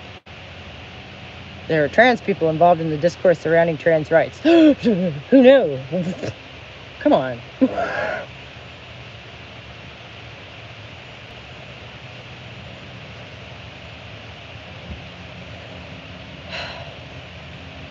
Right. You just haven't been paying any attention at all. If you're surprised when you actually run into a trans, especially online. You know, where you can simply identify as whatever you like and you don't actually have to work at passing or presenting as that thing, really. Yeah. I think they're overrepresented there, at least for that reason. So.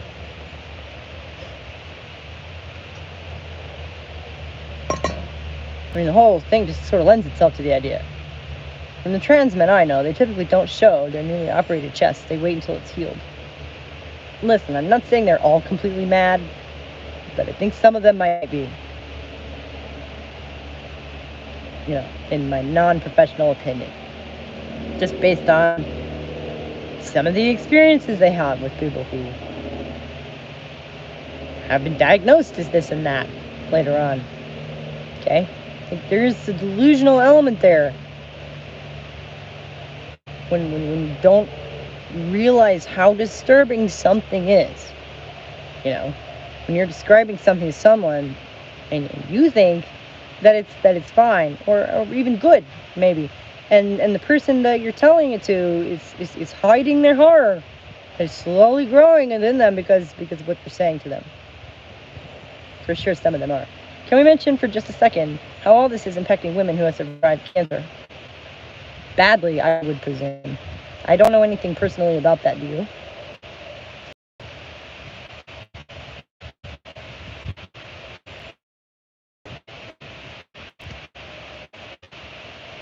Yeah. Mercifully, the only kind of cancer runs my family is cervical cancer, which mastectomy will not help you with, so. And the phone's about to go. Hang on a second. Yeah.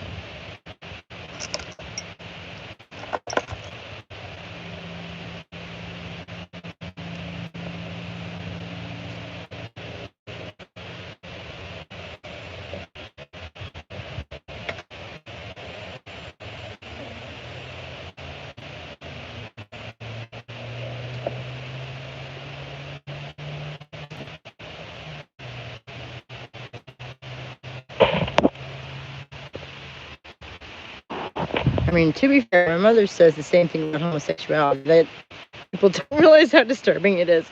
Yeah. Again, that might be a case of, you know, many women who have had breast surgery because of cancer. I'm sorry, hon. Are we charging? Yes. Yay. It was hard enough for them to heal before this shit, and now it's impossible. Impossible? Really? Oh my God, why?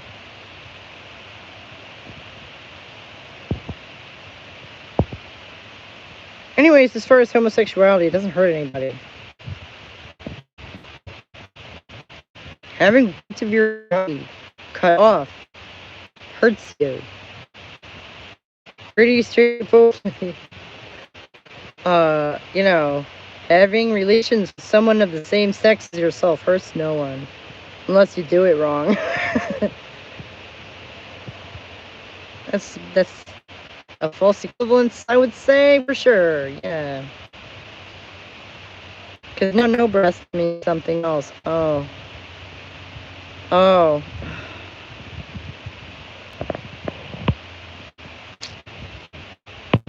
Right, so they've had that cultural framework taken from them. That sucks. Okay, yeah, no, I get it. Oh, geez.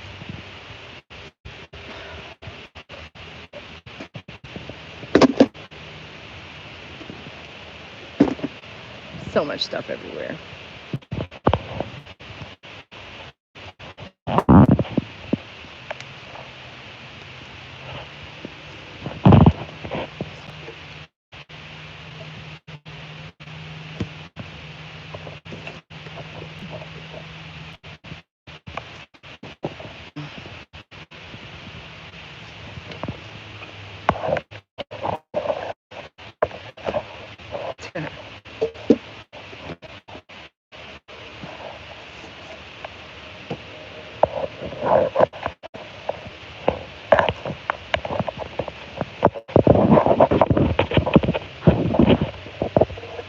violence.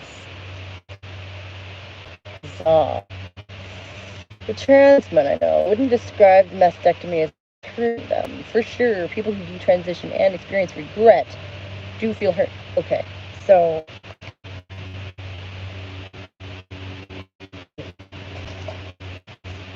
like, I just mean in the most basic sense that any sort of surgery is,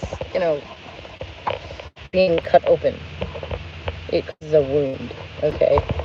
Regardless of how you feel about that or what the later on, the knock-on effects are of that, it might end up being a very good thing and the wound is necessary, but that's what surgery is all I know.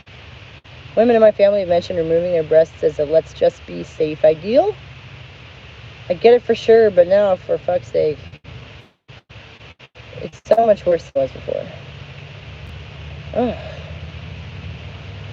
That's such inspiration to have them removed just in case you get cancer.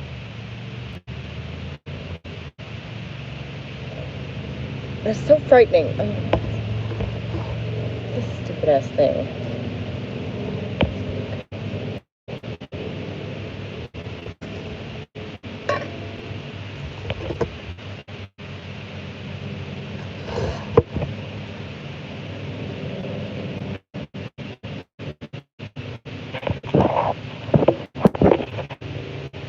Yeah, I just meant that it physically hurts you. Any surgery does.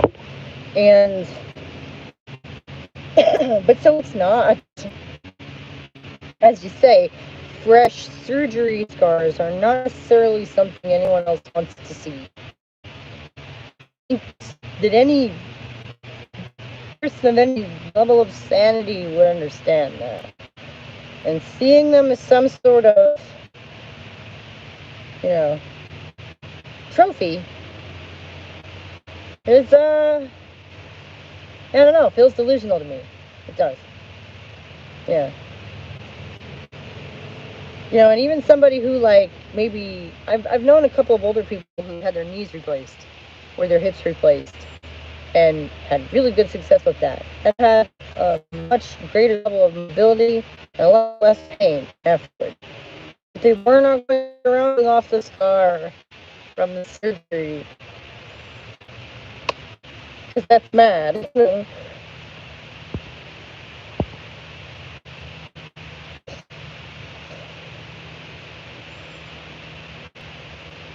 might tell a story. I've heard some really, or it's like women in childbirth stories. Boy, you don't want to get stuck in that circle if you don't want to be there.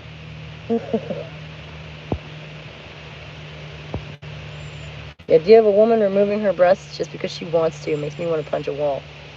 Yeah, I mean, it just goes back to the whole, do I support a woman making, her own choices? Obviously, but those choices are not made in a vacuum, are they? They're informed by a lot of things, a lot of which might not be true. So, manufactured consent is what that's called.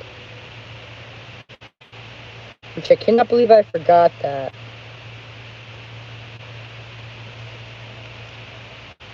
For 1 second, I knew that years ago. Because I was raised by a bunch of nerds. That reminds me, I was going to say something, choice feminism is not feminism. Right. They leave out the analysis part. It's what I was saying about the critical thought problem and how bad it really is. No, but going back to the radio play idea, I was going to mention Hitchhiker's Guide to the Galaxy, which was a book, well, several books, and then a radio play, and then a television show, and then a movie. As an example of something, you can do all of them. Why the fuck not? And I was going to mention that I was listening to something yesterday that offhandedly meant, was saying something about nerds like obscure books. And that was the one that they used as an example. And I was just like, I've known about that book my whole life. I remember my parents' friends, referencing it in conversation, in jokes. It was in jokes within their friend group and stuff when I was a kid. Obscure? Really? Have y'all not heard of Hitchhiker's Guide? I mean, oops. It, I mean, there's something we could do a radical feminist analysis of. Two dudes, one of whom is an alien, you know, wandering around the universe completely pointlessly.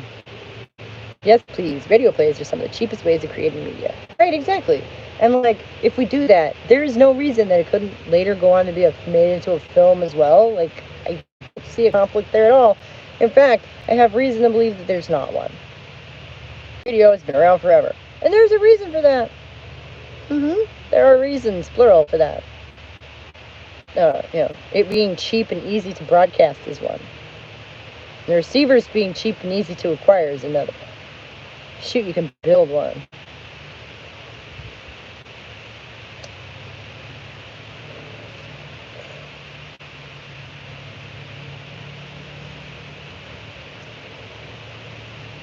Oh my gosh, you know the Queen song Radio Gaga? Radio, someone still loves you. I heard that. I was like, oh my god, someone wrote my song.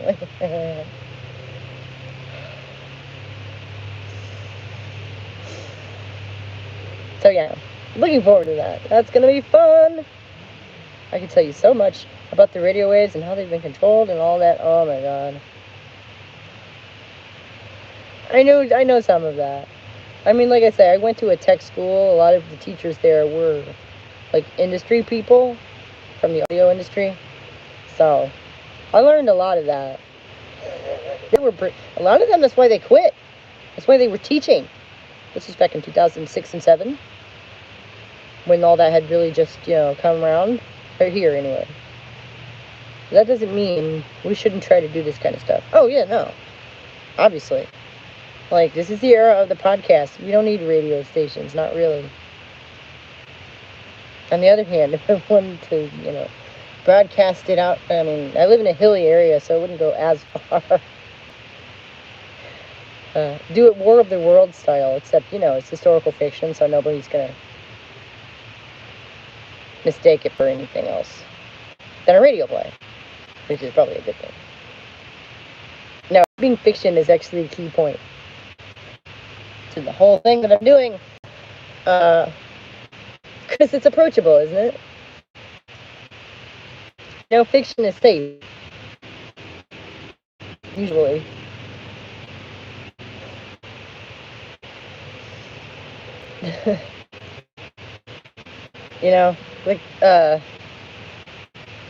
Okay, first of all, before I go on to reference the other piece of random 80s media that I was going to reference, do y'all know Hitchhikers or what? Am I the only one? I need to know.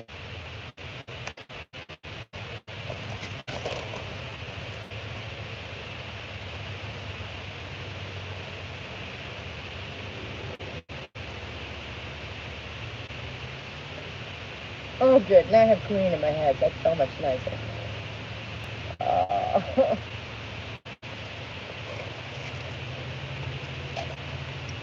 Oh, good. You know Hitchhikers. Good.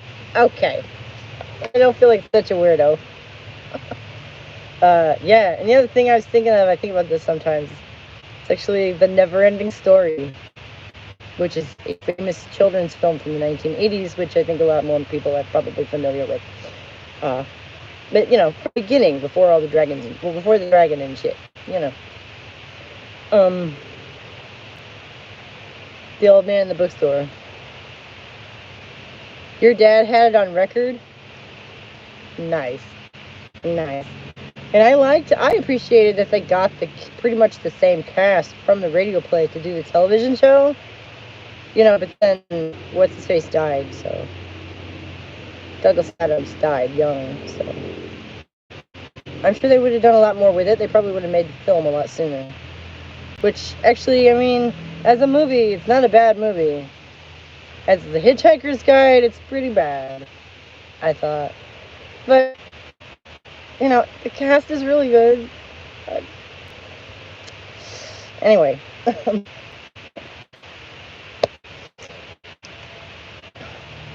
But that bit about the books you read are safe,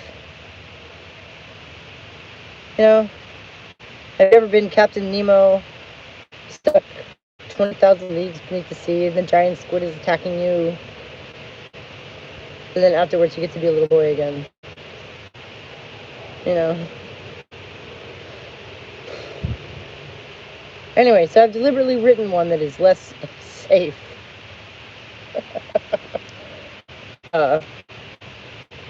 Nemo equals nothing. Yeah. It's also Omen in reverse. I only say that because I actually know, or used to know, was acquainted with someone named Nemo. And apparently that is why his mother gave him that name, is because of his Omen spelled backwards. Fucking boomers, man, I swear. It is so similar to the Neverending Story, now that you mention it. Thank you. Yeah, like not content-wise. There are no dragons. Promise. Yeah, the way that I have pulled, you know, the concerns from the real world into it, but it's fiction, you know, which is the whole point. So it's a ritual. And I'm trying to start conversations on some of these topics and get people kind of, maybe on a more subconscious level even, and that's fine. Right? Omen backwards, yeah. Guy was born in the 70s, so there you go. The Omen, you know. But like, my name is pretty bad in reverse. Not gonna say it, but yeah, it's understood to be big, big bad. Ooh. My name in reverse is Harass. Misspelled, but pretty clearly. Yeah. Thank goodness we don't live in opposite land or something.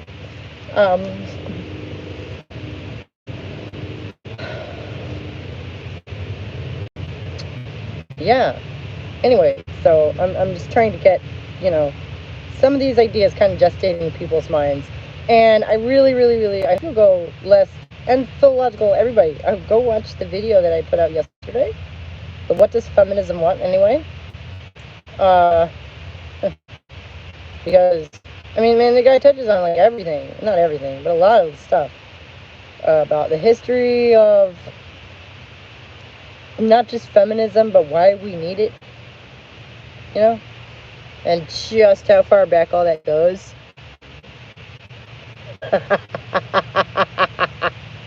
Is that Mara or Mara?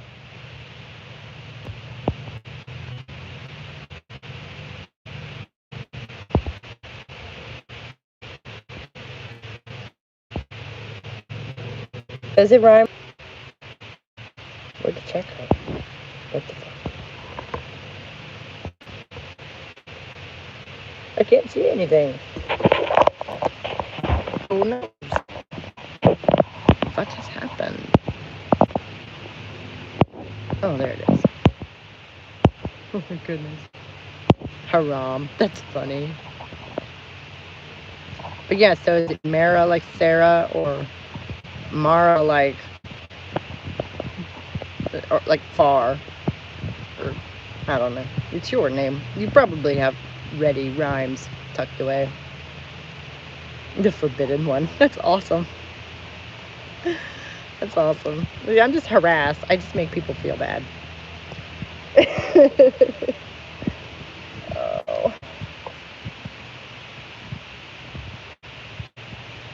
I think I get this thing up just a little higher. But I do know what these are. Oh.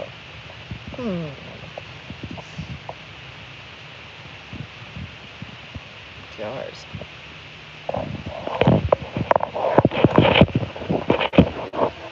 That's funny. My husband's ex's name is Mara. Without the H. She's a 4-letter word. I've been called that a few times over the years. Not during any sensitive moments, though, thank goodness.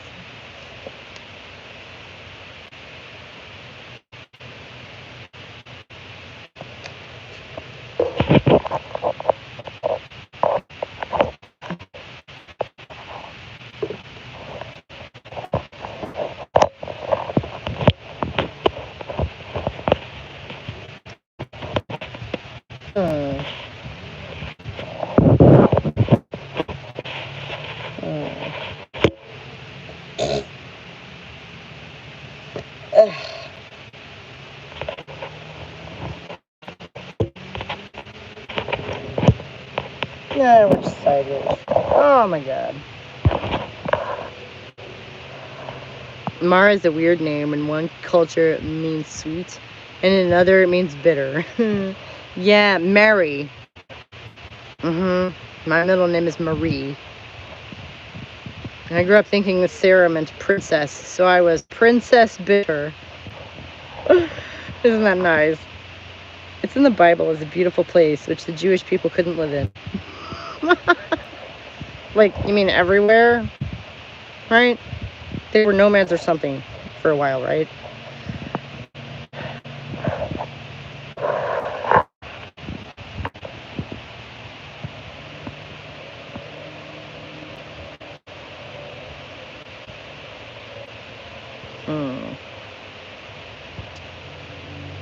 This is annoying. Problem.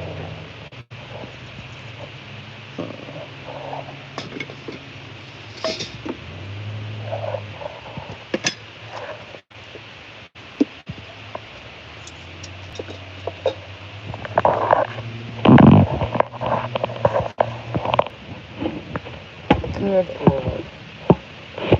Like,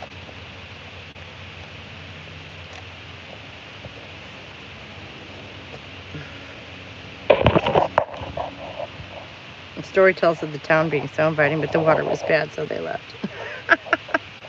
Nice. Nice.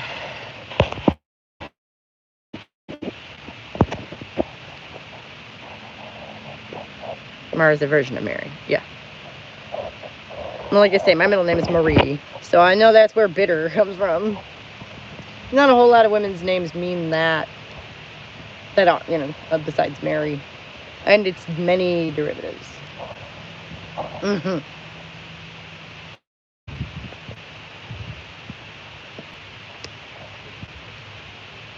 Oh.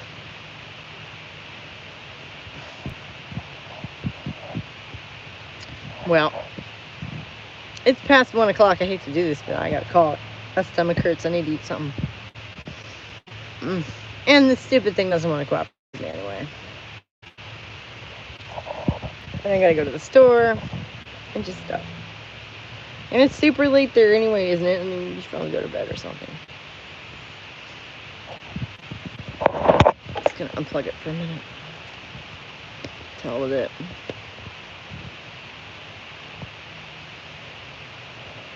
But yeah, please go and watch the video and, you know, leave a comment or something, because pretty much all the main subjects are covered there. The things that I'm trying to get out into the wider conversation are pretty much all right there. And I found this funny looking dude pretty much hit on all of them and was pretty confused about some of them. So I felt the need to clear that up. And I promise that I will do my best to get at Jesse Jenner this week. I will do my best. Thank you, Philological. You have a good week, too. Thanks for hanging with me. This has been fun. I love talking about writing, so, you know, come back next week and we'll do it again. And, have a good one, guys. See you later. Go watch the video. Comment on it. All topics are there. Bye.